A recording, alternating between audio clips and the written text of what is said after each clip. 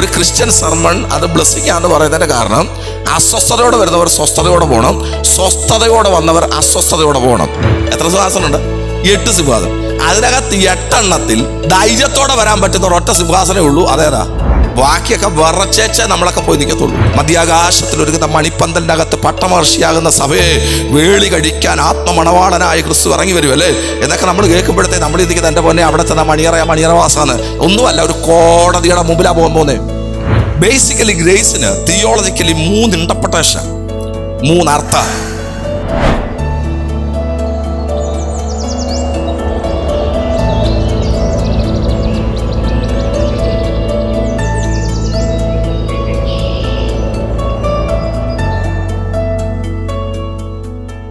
ഈ പകൽക്കാലത്തെ വേദവിചിന്തനത്തിനായി വിശുദ്ധ തിരുവെഴുത്തിൽ നമുക്കെല്ലാവർക്കും സുഹൃതമായ ഒരു വേദഭാഗം അപ്പോസ്തലനായ പൗലോസ് കൊരിന്ത്യർക്ക് എഴുതിയ 2-ാം ലേഖനം, അതിൻ്റെ 6-ാം അധ്യായം 2-ാം വാക്യം.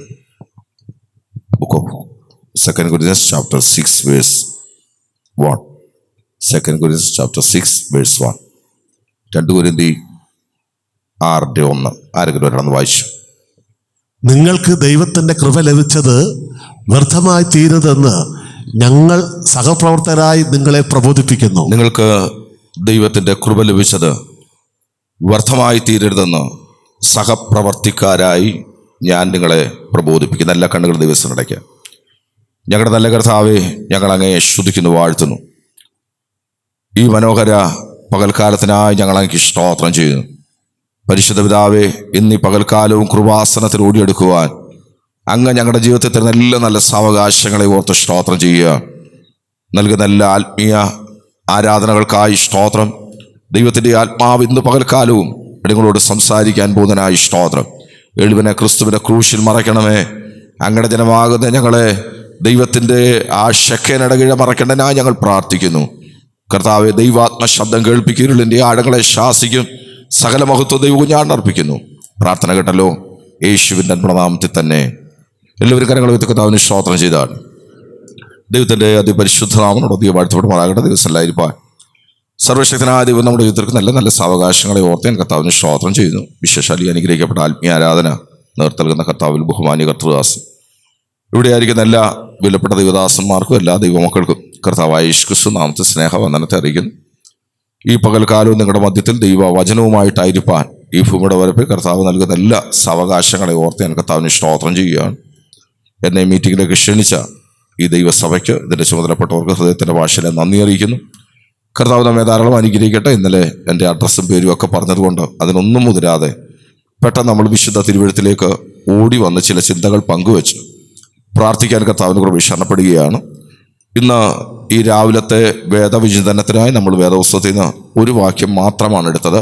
അത് അപ്പോസ്തലനായ പൗലോസ് കൊരിന്ത്യർക്ക് എഴുതിയ ലേഖനത്തിൽ കൊരിന്ത്യ സഭയോട് പൗലോസ് പറയുകയാണ്, നിങ്ങൾക്ക് ലഭിച്ച ദൈവകൃപ അത് വ്യർത്ഥമായി തീരരുത്. അപ്പോൾ അതിനകത്ത് 1-2 ചിന്തകൾ ആ ഒരൊറ്റ വാക്യം തന്നെ ഇന്ന് രാവിലെ നമുക്ക് തരുന്നുണ്ട്. ഒന്നാമത്തെ ചിന്ത, കൊരിന്ത്യ സഭയ്ക്ക് സർവശക്തന്റെ കൃപ ലഭിച്ച സഭയാണ്. അതായത് കൊരിന്ത്യ സഭയ്ക്ക് മാത്രമല്ല, ഇന്ന് രാവിലെ വിട്ടിരിക്കുന്ന എല്ലാവർക്കും ദൈവത്തിൻ്റെ കൃപ ലഭിച്ചതാണ്. ആ ദൈവകൃപ ലഭിച്ചത് വ്യർത്ഥമാകാനല്ല ദൈവം തന്നത്. വാക്ക് നിങ്ങൾ വളരെ ശ്രദ്ധിക്കണം. ആ ഒരൊറ്റ വാക്കിൻ്റെ അർത്ഥം, അത് വ്യർത്ഥമാകാനല്ല തന്നത്. ദൈവം നമുക്ക് ദാനമായി തന്നത് എന്തുണ്ടെങ്കിലും അതൊന്നും വ്യർത്ഥമാകാൻ തന്നതല്ല, വ്യർത്ഥമാകാനല്ല. പക്ഷേ ദൈവകൃപ വ്യർത്ഥമാകാൻ തന്നതല്ലെങ്കിൽ തന്നെ ആ ദൈവകൃപ നമുക്ക് വ്യർത്ഥമാക്കാം. ഞാൻ പറഞ്ഞ ആശയം നിങ്ങൾക്ക് മനസ്സിലായി കാണും. ദൈവം കൃപ തന്നത് എന്തിനല്ല? എല്ലാവരും ഒന്ന് ഉറക്കെ പറഞ്ഞേ, വ്യർത്ഥമാകാൻ അല്ല. ദൈവം തന്നതൊന്നും വ്യർത്ഥമാകാനല്ല. ദൈവം വ്യർത്ഥമായതൊന്നും നമുക്ക് തന്നിട്ടുമില്ല. പക്ഷേ ഇവിടെ പൗലോസ് പറയുകയാണ്, വ്യർത്ഥമാകാനല്ല കൃപ തന്നത്, പക്ഷെ നമുക്ക് ദൈവകൃപ എന്താക്കാം? വ്യർത്ഥമാക്കാം. അതുകൊണ്ടാണ് അവർക്കൊരു വാണിംഗ് കൊടുക്കുന്നത്, ഒരു അഡ്വൈസ് കൊടുക്കുന്നത്. നിങ്ങൾക്ക് ലഭിച്ച ദൈവകൃപ അതെന്താകരുത്? വ്യർത്ഥമാകരുത്. ഇതൊരു ശാസനയുടെ ശബ്ദമായിട്ടല്ല ഇന്ന് രാവിലെ, ഒരാശ്വാസത്തിൻ്റെ ദൂതിലേക്കാണ് നമ്മൾ ഇന്ന് രാവിലെ കടന്നു വരുന്നത്. ഒന്ന് കരമുയർത്തി സ്തോത്രം പറഞ്ഞാട്ടെ. അപ്പോൾ നിങ്ങൾ ശ്രദ്ധിക്കണം, വാക്ക് നോക്കിക്കാട്ടെ അവിടെ. അപ്പോൾ ദൈവകൃപ, നിങ്ങൾക്ക് ലഭിച്ച ദൈവകൃപ വ്യർത്ഥമായി പോകരുതെന്ന് സഹപ്രവർത്തിക്കാരായി ഞാൻ നിങ്ങളെ എന്ത് ചെയ്യുന്നു? പ്രബോധിപ്പിക്കുന്നത്. അങ്ങനെയല്ലേ കിടക്കുന്നത്? അങ്ങനെയാണെങ്കിൽ നമ്മൾ നോക്കിയാൽ നമുക്ക് ലഭിച്ച കൃപ എന്താക്കാം? ഉറക്കെ പറ, വ്യർത്ഥമാക്കാൻ. അങ്ങനെയാണെങ്കിൽ പൗലോസ് എന്താ ഇവിടെ അർത്ഥമാക്കുന്നത്? അതാണ് നമുക്ക് ഇന്ന് രാവിലെ ചിന്തിക്കേണ്ടത്. പക്ഷേ ഇന്ന് രാവിലെ അത് ചിന്തിക്കാനുള്ള ടൈം നമുക്ക് ഇല്ല. അതിനു മുമ്പ് ചില കാര്യങ്ങൾ ചിന്തിച്ചിട്ട് വേണം നമുക്ക് ആ വാക്യത്തിലേക്ക് ഓടി വരാൻ. അപ്പോൾ നമ്മുടെ ഉള്ളിലെ ചിന്ത വരേണ്ട, നമ്മുടെ ഇന്നത്തെ വലിയൊരു ബിഗ് ക്വസ്റ്റ്യൻ മാർക്ക് നമ്മൾ കൊടുക്കേണ്ട ആ ചോദ്യം ഇതാണ്: എങ്ങനെ കൃപ വ്യർത്ഥമായി പോകുന്നത്? അതാണ് നമുക്കറിയേണ്ടത്. എങ്ങനെയാണ് കൃപ വ്യർത്ഥമായി പോകുന്നത്? ഈ കൃപയുടെ വ്യർത്ഥത എന്താണെന്ന് അറിയണമെങ്കിൽ എന്താണ് ദൈവകൃപ എന്നറിയണം. ഞാൻ പറഞ്ഞതിൻ്റെ ആശയം നിങ്ങൾക്ക് മനസ്സിലായി കാണും. ഒന്നുകൂടെ പറയാം. കൃപയുടെ വ്യർത്ഥത എന്താണെന്ന് അറിയണമെങ്കിൽ എന്താണ് ദൈവകൃപ എന്നറിയണം, അല്ലേ?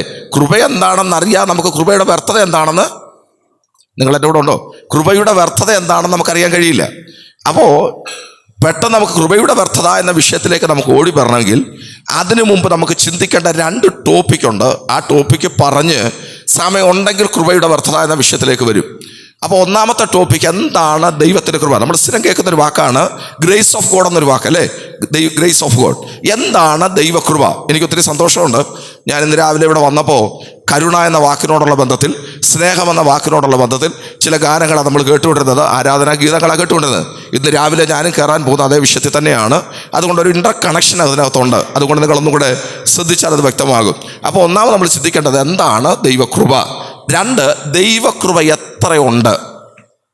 വളരെ ശ്രദ്ധിക്കണം. ഒന്നും കൂടെ ആവർത്തിക്കാം. എന്താണ് ദൈവകൃപ? ദൈവകൃപ എത്രയുണ്ട്? അതറിഞ്ഞെങ്കിൽ മാത്രമേ കൃപയുടെ വ്യർത്ഥത എന്താണെന്ന് അറിയൂ. ഒന്നും കൂടെ ചേർത്ത് പറയാം. യഥാർത്ഥത്തിൽ വേദപുസ്തകത്തിൽ പലയിടത്ത് കിടക്കുന്ന വാക്കാണ് ദൈവകൃപ, അല്ലേ? ഇതെല്ലാം ഒന്നല്ല.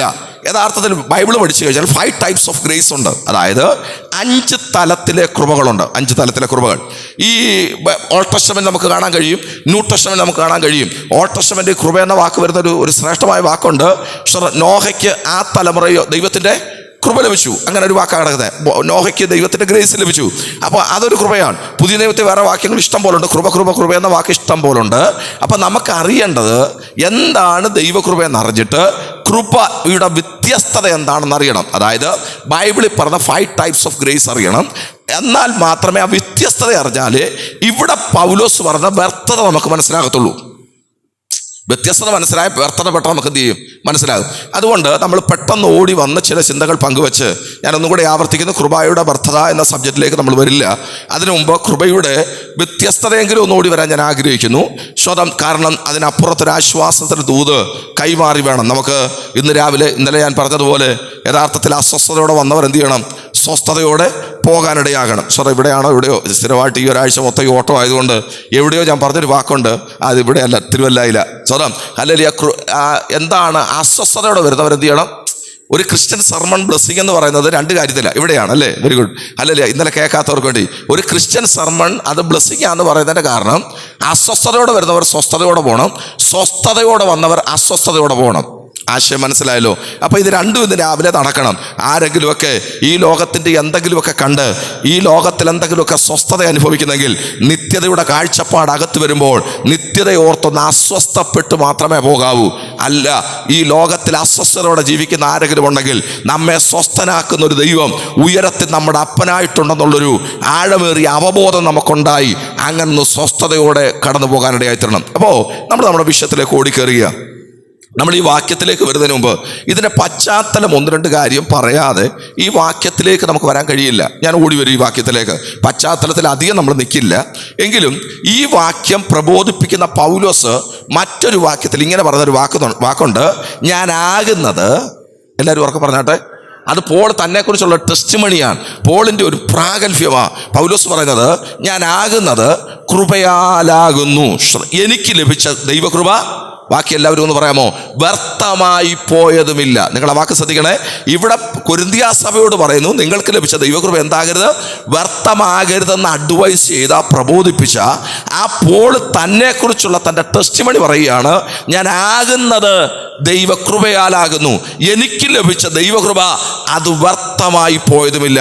അങ്ങനാണെങ്കിൽ പൗലോസിന് ലഭിച്ച ദൈവകൃപ അത് വ്യർത്ഥമാകാതിരുന്നത് എങ്ങനെയാണെന്ന് ആദ്യം ചിന്തിച്ചെങ്കിൽ അദ്ദേഹത്തിൻ്റെ പ്രബോധനത്തിലേക്ക് നമുക്ക് ഓടി വരാൻ പറ്റത്തുള്ളൂ. ആശയം നിങ്ങൾക്ക് മനസ്സിലായി കാണും. അതുകൊണ്ട് എല്ലാം പൗലോസിന്റെ ചരിത്രം മൊത്തം പറയാൻ നമുക്ക് സമയമില്ല. ഈ ഭാഗം മാത്രം ഒന്ന് പറഞ്ഞ് നമ്മൾ ഈ ഒരു പശ്ചാത്തലം മാത്രം പറഞ്ഞ് ഈ വാക്യത്തിലേക്ക് നമ്മൾ കിടക്കും. നിങ്ങൾ ശ്രദ്ധിക്കണേ, ഈ പോൾ എന്ന് പറഞ്ഞ അപ്പോസ്റ്റൽ പോളിനെ കുറിച്ച് അദ്ദേഹത്തിന്റെ ആ ഫിസിക്കലുള്ള രൂപമൊന്നും നമുക്ക് അധികം ബൈബിളിൽ കാണാൻ കഴിയുന്നില്ല. പക്ഷേ നമ്മൾ ഈ വിക്കിപീഡിയക്കകത്തൊക്കെ അപ്പോസ്റ്റൽ പോൾ എന്ന് അടിച്ചു കഴിഞ്ഞാൽ ആദ്യം കാണിക്കുന്ന ഒരു സ്റ്റേറ്റ്മെന്റ് ഉണ്ട്, മാൻ ഓഫ് 3 ക്യൂബിറ്റ്സ് എന്നാണ്. എന്ന് പറഞ്ഞാൽ പോളിനെ ലോകം അറിയപ്പെടുന്നത് മാൻ ഓഫ് 3 ക്യൂബിറ്റ്സ് എന്നാണ്. ഞാൻ ഒന്നുകൂടെ ആവർത്തിക്കുന്നു, പൗലോസിന്റെ ശരീരത്തിന്റെ അവസ്ഥകൾ എന്താണെന്നോ എന്താണോ തന്റെ പ്രശ്നങ്ങളെന്നോ നമുക്കറിയില്ല. ചിലയിടത്തൊക്കെ പൗലോസ് 1-2 വാക്ക് പറഞ്ഞിട്ടുണ്ടല്ലേ. അവിടെ ഗലാത്യ ലേഖനത്തിൽ പറയുന്നുണ്ട്, എൻ്റെ ശരീരത്തിന്റെ ബലഹീന നിമിത്തം നിങ്ങൾക്ക് എന്നെ തിരസ്കരിക്കാമായിരുന്നു, പക്ഷേ നിങ്ങൾ എന്നെ തിരസ്കരിക്കാതെ ദൈവദൂതനെ പോലെ നിങ്ങൾ എന്നെ കൈക്കൊണ്ടു. അപ്പോൾ അവിടെ വ്യക്തമാണ്, മറ്റുള്ളവർക്ക് ഇഷ്ടമല്ലാത്ത, മറ്റുള്ളവർക്ക് യോജിക്കാൻ കഴിയാത്ത, മറ്റുള്ളവർക്ക് അംഗീകരിക്കാൻ കഴിയാത്ത എന്തൊക്കെയോ ഒരു ഫിസിക്കൽ പ്രോബ്ലമുള്ള വ്യക്തിയായിരുന്നു ആര്? പൗലോസ്. അത് പൗലോസ് തന്നെ ഗലാത്യ സഭയോട് പറയുന്നത്. അത് മാത്രമല്ല, മറ്റൊരു വാക്യമുണ്ടല്ലോ ഈ 2 കൊരിന്ത്യർ 12-ാം അധ്യായത്തിൽ പൗലോസ് പറയുന്ന ഒരു വാക്ക്, വെളിപ്പാടുകളുടെ ആധിക്യത്താൽ ഞാൻ നിഗളിച്ചു പോകാതിരിക്കേണ്ടതിന് എൻ്റെ ജഡത്തിൽ എന്നെ കുത്തുവാൻ ദൈവം സാത്താൻ്റെ ഒരു ദൂതനെ ആക്കി വെച്ചു. അത് മാറിപ്പോകാൻ ഞാൻ 3 വട്ടം പ്രാർത്ഥിച്ചപ്പോഴും എൻ്റെ കൃപ നിനക്ക് മതി, എൻ്റെ ശക്തി നിന്റെ ബലഹീനതയിൽ തികഞ്ഞു വരുന്നത് പറഞ്ഞു. അപ്പോൾ അതിൻ്റെ അർത്ഥം അവിടെ ഇൻഫോമിറ്റീസ് എന്നൊരു വാക്കാണ് കിടക്കുന്നത്. എന്താണ് കിടക്കുന്നത്? ബലഹീനത എന്ന് പറയുന്നത് പാപം ബലഹീനതയല്ല, പാപം പാപമാണ്. എൻ്റെ വിഷയം അവിടെ അല്ല. പാപം എന്താണ്? പാപത്തിന് ബൈബിൾ എന്തെന്ന് പറയുന്നില്ല, ബലഹീനത എന്നൊരു വാക്ക് ഉപയോഗിച്ചിട്ടില്ല. പാപം പാപമാണ്. അവിടെ ഞാൻ പോയാൽ സമയം പോകും. ഇവിടെ ബലഹീനത എന്നുള്ളതിന് ഇവിടെ വന്നാൽ കാണുന്നത് ഇൻഫോമിറ്റീസ് എന്നൊരു വാക്കാണ്, കറക്റ്റ് വാക്ക്. ആ ഇൻഫോമിറ്റീസ് എന്ന് പറഞ്ഞു കഴിഞ്ഞാൽ ഫിസിക്കൽ വീക്ക്നെസ് എന്നാണ്.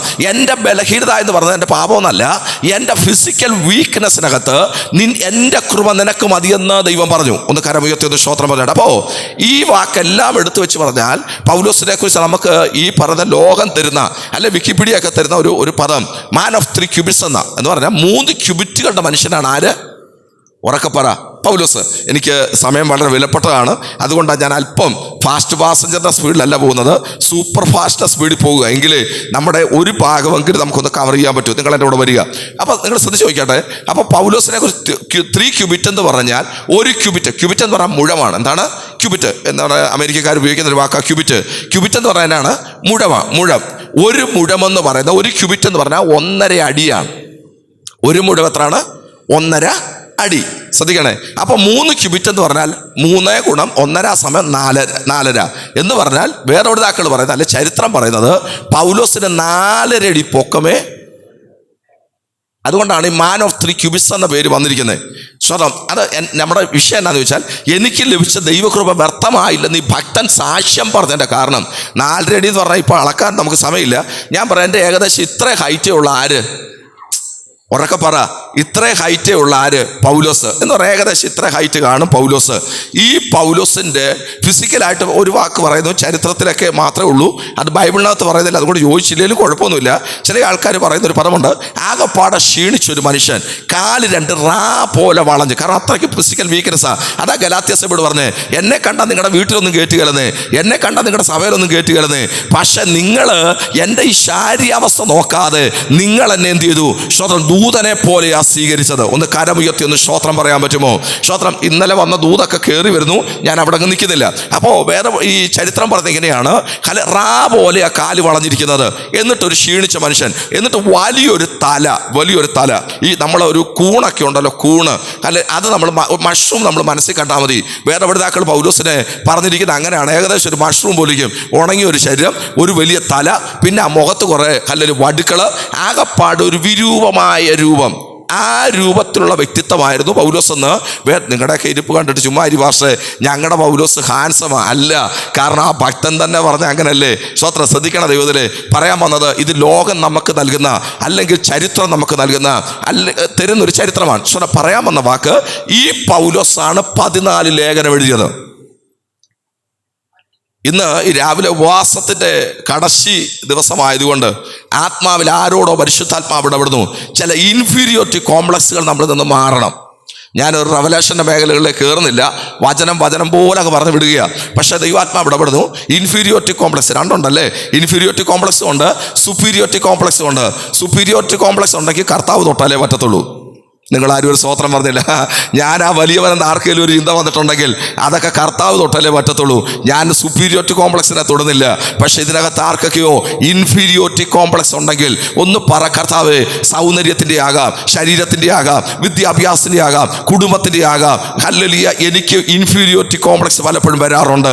അതിന്മേലൊരു സൗഖ്യം ഇന്ന് രാവിലെ തന്ന് ആത്മാവിൽ ഇത്ര ഒരു വൈരൂപ്യമുള്ള പൗലോസാണ് 14 ലേഖനം എഴുതിയതെങ്കിൽ ഈ ഭക്തനാണ് യൂറോപ്പിൻ്റെ അങ്ങേ അറ്റം വരെ ദൈവസഭ സ്ഥാപിച്ചതെങ്കിൽ ആ ഭക്തനോട് ചേർന്ന് ആത്മാവിൽ കർത്താവിന് വേണ്ടി നിൽക്കാൻ ഇതിനകത്തുണ്ട് കേട്ടോ. അതുകൊണ്ടാണ് കർത്താവ് വിഷയം എടുത്തു പറഞ്ഞത്.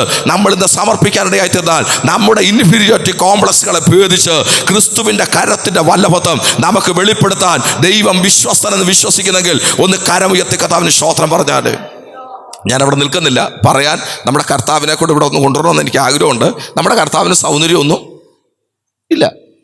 ഇപ്പോഴത്തെ കാര്യമല്ല, ഈ ലോകത്ത് വന്നപ്പോൾ കണ്ടാൽ ആഗ്രഹിക്കത്തക്ക, അങ്ങനല്ലേ ഐഷ 53 കിടക്കുന്നത്, കണ്ടാൽ ആഗ്രഹിക്കത്തക്ക സൗന്ദര്യമൊന്നും ആ കാലഘട്ടത്തിലെ മീൻപിടുത്തക്കാരുടെ കൂടെ 12, അതിനകത്ത് ഭൂരിപക്ഷം പേര് മീൻപിടുത്തക്കാരാ. കടലിൽ നമുക്കറിയാം, അല്ലെ ഈ തിരമാലകളോട് മല്ലടിച്ച പകലത്തെ വൈകിട്ടത്തെ വെയിൽ മൊത്തം ഗലീലാക്കടലിൽ കൊണ്ട് ആകപ്പാടെ കരുവാളിച്ചു പോയ കുറെ ശിഷ്യഗണത്തിൻ്റെ കൂടെ യേശു നിന്നപ്പോൾ കാണിച്ചു കൊടുക്കാൻ കൂടെയുള്ളവൻ വേണ്ടി വന്നു. അപ്പൊ ചുരുക്കി പറഞ്ഞ അവരെ പോലൊരുവനാണ് ആര്? ആകാരം കൊണ്ട് യേശു ക്രിസ്തു. നിങ്ങൾക്ക് ഞാൻ പറഞ്ഞ ആശയം മനസ്സിലായിരുന്നു. കാരണം നമ്മൾ ഈ കാണുന്ന ഫോട്ടോ, ഇവിടെ കാണുന്ന ഫോട്ടോ പോലെ യേശുവിൻ്റെ തലയുടെ പുറകിൽ ഒരു വട്ടം ഉണ്ടായിരുന്നെങ്കിൽ കാണിക്കാൻ യൂദായുടെ ആവശ്യം യൂദായുടെ ആവശ്യമില്ലായിരുന്നു. കാരണം ആ വട്ടമുള്ളവൻ അവനാ യേശു എന്ന് പറഞ്ഞാൽ പോരെ. ഒരു വട്ടവും ഇല്ലായിരുന്നു, ഒന്നുമില്ലായിരുന്നു. അല്ലെങ്കിൽ പാപം പിടിച്ച മീൻപിടുത്തക്കാരെ പോലെ അത്രേ ഉള്ളൂ. കണ്ടാൽ ആഗ്രഹിക്കപ്പെട്ട സൗന്ദര്യമില്ല. പോട്ടെ, അതുകൊണ്ട് ഇൻഫീരിയോറിറ്റി കോംപ്ലക്സ് ഉള്ളത് കൊണ്ടാണ് എന്നെ കർത്താവ് അവിടെ പിടിച്ചു നിർത്തിയത്. അങ്ങനെയുള്ള ആരെങ്കിലുമൊക്കെ സൗന്ദര്യത്തിൻ്റെ മണ്ഡലത്തിലാകാം. ഇപ്പം ഈ രണ്ട് വിഷയം സൗന്ദര്യത്തോടുള്ള ബന്ധത്തിൽ, കളറുകളോടുള്ള ബന്ധത്തിലാണ് വന്നതുകൊണ്ട് ആ മേഖലയുടെ ബന്ധനം ഒന്ന് അഴിയണമെന്ന് ആഗ്രഹിക്കുന്നവരൊന്ന് സ്തോത്രം പറഞ്ഞാട്ടെ. ദൈവാത്മാവ് പറയുന്നു ഇതിനകത്തൊരു വിടുതൽ സംഭവിക്കട്ടെ. ആരെങ്കിലുമൊക്കെ വിടുതലോടെ കടന്നു പോകട്ടെ. ഒന്ന് സ്തോത്രം പറഞ്ഞാട്ടെ. ഞാൻ മടങ്ങി വരിക. അപ്പോൾ ഈ പൗലോസ് ഇവിടെ ദൈവകൃപ വ്യർത്ഥമായി പോകരുതെന്ന് പറയുമ്പോൾ ഇതിൻ്റെ പിന്നിലൊരു പശ്ചാത്തലമുണ്ട്. അതുകൂടെ ഒറ്റ വാക്കി പറഞ്ഞ് നമ്മുടെ വിഷയത്തിലേക്ക് വരിക. യഥാർത്ഥത്തിൽ അപ്പോസ്തലനായ പൗലോസ് നമുക്കറിയാം താർസസിൽ വെച്ചാണ് യേശുവിനെ കണ്ടുമുട്ടി, അല്ലേ? ദമാസ്കസിൽ വെച്ചാണ് യേശുവിനെ, താർസസുകാരനായ പൗലോസ് ദമാസ്കസിൽ വെച്ചാണ് ആരെ കണ്ടുമുട്ടിയത്? ദമാസ്കസിന്റെ പടിവാതിക്ക് വെച്ച് യേശുവിനെ കണ്ടുമുട്ടി. ഈ കണ്ടുമുട്ടിയ പൗലോസ് കുറെ നാളുകൾ, ഞാൻ ഈ ചരിത്രം ഒത്തിരി വലിച്ചു നീട്ടില്ല, കുറെ നാളുകൾ ദമാസ്കസിലായിരുന്നു. അതായത് ഈ ദമാസ്കസിൽ പൗലോസ് കുറെ കാലം താമസിച്ചു. അവിടെ ഇരിക്കുമ്പോൾ പൗലോസിന് അകത്തൊരു ഉൾപ്രേരണ ഉണ്ടായി. ദൈവാത്മാവ് ഇടപെട്ട് താൻ അറേബ്യൻ മരുഭൂമിയിലേക്ക് കടന്നുപോയി താൻ അവിടെ വെച്ച് എന്ത് ചെയ്യുന്നു? 40 ദിവസം ഉപവസിക്കുന്നു. ആ സമയത്താണ് കർത്തൃമേശയുടെ മാതൃക ആ അറേബ്യൻ മരുഭൂമി വെച്ച് കർത്താവ് കാണിച്ചു കൊടുത്തു. വേറെ പഠിതാക്കൾ പറഞ്ഞ ഈ അറേബ്യൻ മരുഭൂമി എന്ന് പറഞ്ഞാൽ ആരുമില്ലാത്ത സ്ഥലമൊന്നുമല്ല. അന്നത്തെ കാലത്ത് ഇഷ്ടം പോലെ അറബികൾ നൊമാഡിയൻസ് ഉണ്ടായിരുന്നു. ആ നൊമാഡിയൻസ് അല്ലെങ്കിൽ സഞ്ചരിക്കുന്നവരുണ്ടായിരുന്നു. ആ സഞ്ചരിക്കുന്നവരൊക്കെ ഓരോ സ്ഥലത്ത് ഈ വിൽഡറസിൽ മരുഭൂമിയിൽ അവർക്കൊക്കെ ചെറിയൊരു കൂടിവരവുകളുണ്ട്. അങ്ങനെ ഏതോ ഒരു സഭയ്ക്കകത്ത് പൗലോസ് പറഞ്ഞ അവിടെ പോയി. അന്നൊക്കെ ചർച്ചകൾ ഡെവലപ്പ് ആകാൻ തുടങ്ങി. ഒന്ന് സ്തോത്രം പറഞ്ഞാട്ടെ. ഇന്നലെ രാവിലെ നമ്മൾ കൊണ്ട് നിർത്തിയതുപോലെ ഹല്ലേലൂയ സഭ ഹല്ലേലൂയ 1000 തുടങ്ങുന്നത്. നിങ്ങൾ ആരും ഒരു സ്തോത്രം പറഞ്ഞില്ല. 1ഉം 2ഉം അല്ല. ആ വിഷയം പിന്നെയും കയറി വരുന്നു. 1000 ഉറക്കപ്പറ കർത്താവേ, നീ തുടങ്ങിയത് ഒറ്റ ദിവസം കൊണ്ട് 3000 പേരെ കൊണ്ടുവന്നെങ്കിൽ 1000 കണക്ക് ആഡ് ചെയ്യാൻ കരുത്തുള്ളവനെയാണ് ഞങ്ങൾ ഇന്ന് രാവിലെ സേവിക്കുന്നത്. പോട്ടെ, ഞാൻ പറയാൻ വന്നത്, അപ്പോൾ പൗലോസ് അവിടെ 40 ദിവസം ഉപവസിച്ചു. അവിടെ വെച്ച് ചില വെളിപ്പാടുകൾ പ്രാപിച്ചു. അതിനുശേഷം പൗലോസ് യെരുശലേമിലൊക്കെ പോയ കാര്യമൊക്കെ കിടക്കുന്ന ഗലാത്യ ലേഖനത്തിൽ.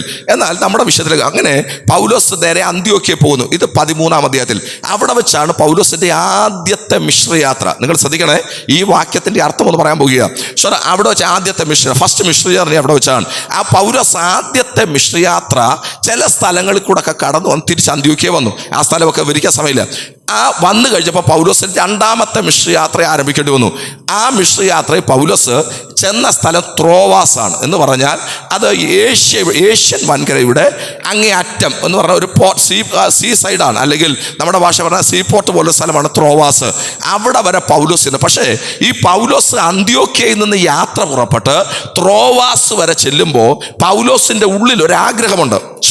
ആഗ്രഹം ആസ്യയിൽ വചനം പ്രസംഗിക്കണമെന്ന്. എവിടെയാണ് ഇത് പറയുന്നത്? ആക്ട്സ് ചാപ്റ്റർ 16 കിടക്കുന്നത്. ആസ്യയിൽ വചനം പ്രസംഗിക്കണം. അവിടെ നിന്ന് പറയാൻ മനസ്സിലാകാൻ വേണ്ടി. ഈ ത്രോവാസ് വരെ ആരോടും ഈ കാര്യം പൗലോസ് പറഞ്ഞില്ല.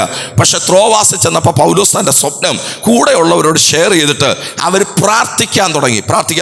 പ്രാർത്ഥിക്കാൻ മുട്ടുകുത്തിയപ്പോൾ അവിടെ ഇങ്ങനെയാണ് കിടക്കുന്നത്. തനിക്ക് ആസ്യയിൽ വചനം പ്രസംഗിക്കണമെന്ന് ആഗ്രഹം വന്ന് ത്രോവാസിൽ വെച്ച് താൻ മുട്ടുകുത്തിയപ്പോൾ പരിശുദ്ധാത്മാവ് തന്നെ വിലക്കി. ഒന്ന് സ്തോത്രം പറഞ്ഞാട്ട്. പരിശുദ്ധാത്മാവ് തന്നെ എന്ത് ചെയ്തു? വിലക്കി പൗലോസ് ആസ്യയെ പോകണ്ട. ഈ ആസ്യ എന്ന് പറഞ്ഞാൽ ഏഷ്യയാണ്. പൗലോസ് ആയിരിക്കുന്ന അന്ത്യോക്യ ഏഷ്യയാണ്. താനിപ്പോൾ ആയിരിക്കുന്ന ഈ ത്രോവാസും ഏഷ്യയാണ്. പിന്നെ പൗലോസ് എവിടെ? ഈ ഏഷ്യ നീ വന്നതും നിന്നതുമല്ല എവിടെയാണ്? Asian continent. ഇതൊരു കോണ്ടിനെന്റ് അല്ലേ? കോണ്ടിനെന്റിലാ. പിന്നെ ആസിയ പോന്ന എവിടെയാ? യഥാർത്ഥത്തിൽ ആസിയ എന്ന് ഉദ്ദേശിച്ചത് ഏഷ്യ മൊത്തമല്ല കേട്ടോ. ആസിയ അന്നത്തെ കാലത്ത് വാനിറ്റി ഫെയർ ഓഫ് ഏഷ്യ എന്നും അതുപോലെ ലുമൻ ഏഷ്യ എന്നും കുപ്രസിദ്ധി ആർച്ചൊരു പട്ടണം ഏഷ്യയിലുണ്ട്. അതായത് ഈ ഏഷ്യൻ കോണ്ടിനെന്റിൽ ഒരു പട്ടണത്തിന് അന്ന് 2 പേരിൽ അറിയപ്പെടും. ഒന്ന് വാനിറ്റി ഫെയർ ഓഫ് ഏഷ്യ, അല്ലെ വാനിറ്റി ഫെയർ നമ്മൾ കേട്ടുണ്ടല്ലോ, മായച്ചന്ത. ഏഷ്യയുടെ മായച്ചന്ത എന്നും അതുപോലെ ലുമൻ ഏഷ്യ. ലുമൻ എന്ന വാക്ക് ലാറ്റിൻ വേർഡാണ്. ലുമൻ എന്ന വാക്ക് ലൈറ്റ് എന്ന വാക്ക് വന്നിരിക്കുന്നത്. നമ്മൾ ഈ തിരുവനന്തപുരത്തോടെ ലൈറ്റ് കടയുടെ മുമ്പിൽ കൂടെ പോയാൽ ചിലടത്തൊക്കെ ലുമൻ എന്ന് എഴുതി വെച്ചിട്ടുണ്ട്. ലുമൻ എന്ന് പറഞ്ഞാൽ ലൈറ്റ് എന്നാണ്. അപ്പോൾ ഏഷ്യയുടെ വിളക്ക്. അപ്പോൾ ഒരു സ്ഥലത്തിനൊരു പേരുണ്ട്, ഏഷ്യയുടെ മായച്ചന്തയും അതുപോലെ ഏഷ്യയുടെ വിളക്കും. അങ്ങനൊരു സ്ഥലം പൗലോസിന് അറിയാം. അവിടെ 4 കാര്യം കൊണ്ടാണ് ആ സ്ഥലത്തിന് ആ പേര് വന്നത്. ആ 4 കാര്യം തൊടുന്നില്ല. ആ 4 കാര്യം ഉള്ളത് കൊണ്ട് കുപ്രസിദ്ധിയായി 2 പേരും. അതുകൊണ്ട് ആ സ്ഥലം ഏതെന്നറിയാമോ? അത് എഫെസോസ് ആണ്. ഏതാണ്? വാനിറ്റി ഫെയർ ഓഫ് ഏഷ്യ എന്നും ലുമൻ ഏഷ്യ എന്ന് പറഞ്ഞ എഫെസോസിനെയാ. ഏഷ്യ പോകണമെന്ന് ആഗ്രഹിച്ചത്, എഫെസോസിൽ പോകണമെന്ന് ആഗ്രഹിച്ചത്. പക്ഷെ കർത്താവ് പറഞ്ഞു പോകണ്ട. ശ്രദ്ധിക്ക്, പോകണ്ട എന്ന് പറഞ്ഞാൽ പൗലോസ് പോയില്ലേ? പോയി. ആ നോ എന്ന വാക്ക് അതൊരു ബിഗ് നോ അല്ലായിരുന്നു, ഒരു സ്മോൾ നോ ആയിരുന്നു. എന്ന് പറഞ്ഞാൽ ഇപ്പൊ പോകണ്ട, സെക്കൻഡ് മിഷണറി യാത്ര നിനക്ക് പോകണ്ട.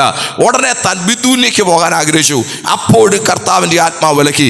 അത് കഴിഞ്ഞപ്പോൾ താൻ പ്രാർത്ഥിക്കുമ്പോഴാണ് തനിക്ക് മാസിഡോണിയൻ കോളിംഗ് ലഭിച്ചത്, മക്കദോനിയ വിളി. അപ്പോൾ പൗലോസിന് മനസ്സിലായി, എൻ്റെ ഉള്ളിലെ ഏഷ്യയും എൻ്റെ ഉള്ളിലെ ബിദൂനിയയും ഇപ്പൊ എനിക്ക് ഗൈഡൻസ് ഇല്ല. എന്നോട് ദൈവം പറയുന്നത് യൂറോപ്പിലേക്ക് പോകാന്. ഒന്ന് സ്തോത്രം പറഞ്ഞാട്ടെ. എന്ന് പറഞ്ഞാൽ അല്ല, മാസിഡോണിയ എന്ന് പറഞ്ഞാൽ യൂറോപ്പാണ്. അവിടെ മാസിഡോണിയയുടെ പ്രസിദ്ധ പട്ടണമായ ഫിലിപ്പിലേക്ക് പൗലോസ് ചെയ്തു. നമ്മൾ പെട്ടെന്ന് ഈ വാക്യത്തിലേക്ക് വരുന്നു. ഫിലിപ്പി ആ പട്ടണത്തിൽ ചെന്നു. വേറെ എവിടെതാക്കൾ പറഞ്ഞാൽ ഏകദേശം 1 വർഷത്തോളം പൗലോസ് താമസിച്ചു. അവിടെയൊക്കെ ഒത്തിരി ചിന്തയുണ്ട്. ഈ കൃപ വ്യർത്ഥമാകരുത് എന്നുള്ള വിഷയം തൊടുമ്പോഴാണ് അവിടെ വരണ്ടേ. എങ്കിലും നിങ്ങൾക്ക് ഒരു ഉദാഹരണം പറയാം. ഫിലിപ്പിയെ ചെന്ന് പൗലോസ് ആദ്യം കണ്ടത് ആരാധനാ സ്ഥലം തേടി നടന്നപ്പോൾ, പുഴവക്കത്ത് പോയി സ്ഥലം തേടി നടന്നപ്പോൾ അവിടെ വെച്ച് സുവിശേഷം പറഞ്ഞ് ലുദിയ എന്ന് പറയുന്ന തുയത്തൈരക്കാരിയെ വിശ്വാസിക്കണം അല്ലേ. അത് കഴിഞ്ഞപ്പോൾ പൗലോസ് ആരാധിച്ചെന്ന് ബൈബിളിൽ വാക്കിയില്ല. നിങ്ങൾക്ക് മനസ്സിലായി? അതുകൊണ്ട് നിങ്ങളാരും പറഞ്ഞ പാഷ പറഞ്ഞു പൗലോസ് ആരാധിച്ചു. ഞാൻ പറഞ്ഞില്ല ആരാധിച്ചെന്ന് ബൈബിളിൽ. ലുദിയെ സ്നാനപ്പെടുത്തിയിട്ട് അവിടെ ഒരു ആരാധന നടന്നത് വാക്യമുണ്ടോ? ഇല്ല. അത് കഴിഞ്ഞിട്ട് നടന്ന ഒരു മിറക്കിളാണ്. വെളിച്ചപ്പാടത്തി ഒരു പെങ്കൊച്ചു വന്നിട്ട് പൗലോസിന്റെ പിന്നാലെ കൂടി വന്ന് പറഞ്ഞു, ഇവൻ അത്യുന്നതനായ ദൈവത്തിന്റെ ദാസന്മാർ രക്ഷാമാർഗം നിങ്ങളോട് അറിയിക്കാൻ വന്നു. ആ കുട്ടിയുടെ ഭൂതത്തെ പുറത്താക്കിയിട്ടും ആരാധിച്ചെന്നൊരു വാക്യം നിങ്ങൾ വളരെ ശ്രദ്ധിക്കണേ. നമുക്കൊരു ചിന്ത പറയാൻ വേണ്ടി ആരാധിച്ചില്ലെന്ന് ഞാൻ പറഞ്ഞത് വാക്യമില്ല ബൈബിളിൽ. പക്ഷെ അതിൻ്റെ പരിണത പോലെ നമുക്ക് എല്ലാവർക്കും അറിയാം. ഈ ഭൂതം പോയി കഴിഞ്ഞപ്പോഴത്തേക്ക് നാട്ടുകാരെല്ലാം കൂടി പൗലോസിനെ ശീലാസിനെ അവിടെ തടവിലാക്കാൻ വേണ്ടി ആദ്യം അവരെ അടിച്ചു. നമുക്ക് വായിച്ചിട്ടുണ്ടല്ലേ, അടിച്ചു. നമുക്ക് ഈ കാരാഗ്രഹം കുലുങ്ങിയതേ അറിയത്തുള്ളൂ. അതിന് മുമ്പിലത്തെ കുറെ ചരിത്രം ദൈവാത്മാവ് എഴുതി വെച്ചു. സ്വരം അടികിട്ടി പൗലോസ് എന്ത് ചെയ്തറിയാമോ? പൗലോസ് ശിലാസും കൂടെ സന്ധ്യാസമയത്ത് കാരാഗ്രഹത്തിൽ ചെന്നു. കാരാഗ്രഹത്തിൽ വെച്ച് അടികിട്ടി ശരീരം മൊത്തം മുറിവേറ്റ് ആമത്തി കയ്യും കാലും ഇട്ട് ബന്ധിച്ചിരിക്കുമ്പോൾ പൗലോസ് ശീലാസിനോട് പറഞ്ഞു, മക്കളെ ആരാധിച്ചോളാൻ പറഞ്ഞു. ഞാൻ അവിടെ നിൽക്കുക, നിങ്ങൾക്ക് അതിൻ്റെ കാര്യം ഒന്ന് മനസ്സിലാക്കാം. സ്നാനം നടന്നപ്പോൾ ആരാധിച്ചത് ബൈബിളിൽ വാക്യമില്ല. വെളിച്ചപ്പാടത്തിയുടെ ഭൂതത്തെ ശാസിച്ചിട്ട് ആരാധിച്ചത് വാക്യമില്ല. പക്ഷെ അന്ന് രാത്രിയിൽ അടികിട്ടി ശരിക്കടിച്ചു. കാരണം അടി മേടിക്കാൻ വേണ്ടി പൗലോസ് മിണ്ടാതിരുന്നൊരു കാര്യമുണ്ട്, താന് റോമൻ സിറ്റിസൺ ആണെന്ന്. പൗലോസ് പറഞ്ഞില്ല, കാരണം അത് പറഞ്ഞ അടി കിട്ടത്തില്ല. നിങ്ങൾ പണങ്ങല്ലേ, നമ്മളാണ് എങ്ങനെ ഒരു അടി കിട്ടാതിരിക്കാനുള്ള വഴിയൊക്കെയാണ് നോക്കിക്കൊണ്ടിരിക്കുന്നത്. അങ്ങനെയല്ല, പൗലോസ് മിണ്ടിയില്ല. കാരണം അത് പറഞ്ഞു പോയി കഴിഞ്ഞാൽ അടിക്കാൻ പറ്റുകയില്ല. അടി മൊത്തം മേടിച്ചു കഴിഞ്ഞിട്ട് ആരാധിക്കാൻ പറഞ്ഞു. രാത്രി പൗലോസിനോടൊന്ന് ചോദിച്ച്, ഈ രാത്രിയിൽ എന്തിനാ ശീലാസിനെയും പിടിച്ച് അല്ല ഈ മുറിവേറ്റ നീ ആമത്തി കിടക്കുമ്പോൾ ആരാധിച്ചത്? അതിനകത്തൊരു ദൂതുണ്ട് കേട്ടോ, അത് മാത്രം പറഞ്ഞാൽ വിടുകയാ. പൗലോസ് പറയുവേ, ഞാൻ ത്രോവാസിൽ വെച്ച് ആസിയെ പോകാൻ ആഗ്രഹിച്ചവനാ, അപ്പോഴെൻ്റെ കർത്താവ് എന്നെ സമ്മതിച്ചില്ല. ബിദൂനിക്ക് പോകാൻ ആഗ്രഹിച്ചപ്പോഴും എൻ്റെ കർത്താവ് എന്നെ സമ്മതിച്ചില്ല. അപ്പം ഞാൻ കണ്ടൊരു വെളിപ്പാട് എന്നാണെന്നറിയാമോ? ഹല്ലേലൂയ. ഒരു മക്കദോന്യക്കാരൻ, ഉറക്കെ പറഞ്ഞ വാക്ക്, ഒരു മാസിഡോണിയൻ, മക്കദോന്യക്കാരൻ, അല്ലെ നമുക്ക് പറഞ്ഞാൽ മനസ്സിലാകുന്ന ഭാഷ പറഞ്ഞാൽ ഒരു വെള്ളക്കാരൻ. അങ്ങനെ കറക്റ്റ് വാക്ക് പറഞ്ഞാൽ അല്ല, ഇദ്ദേഹം ഏഷ്യനാണ്. ആരാ? പൗലോസ് ആരാണ്?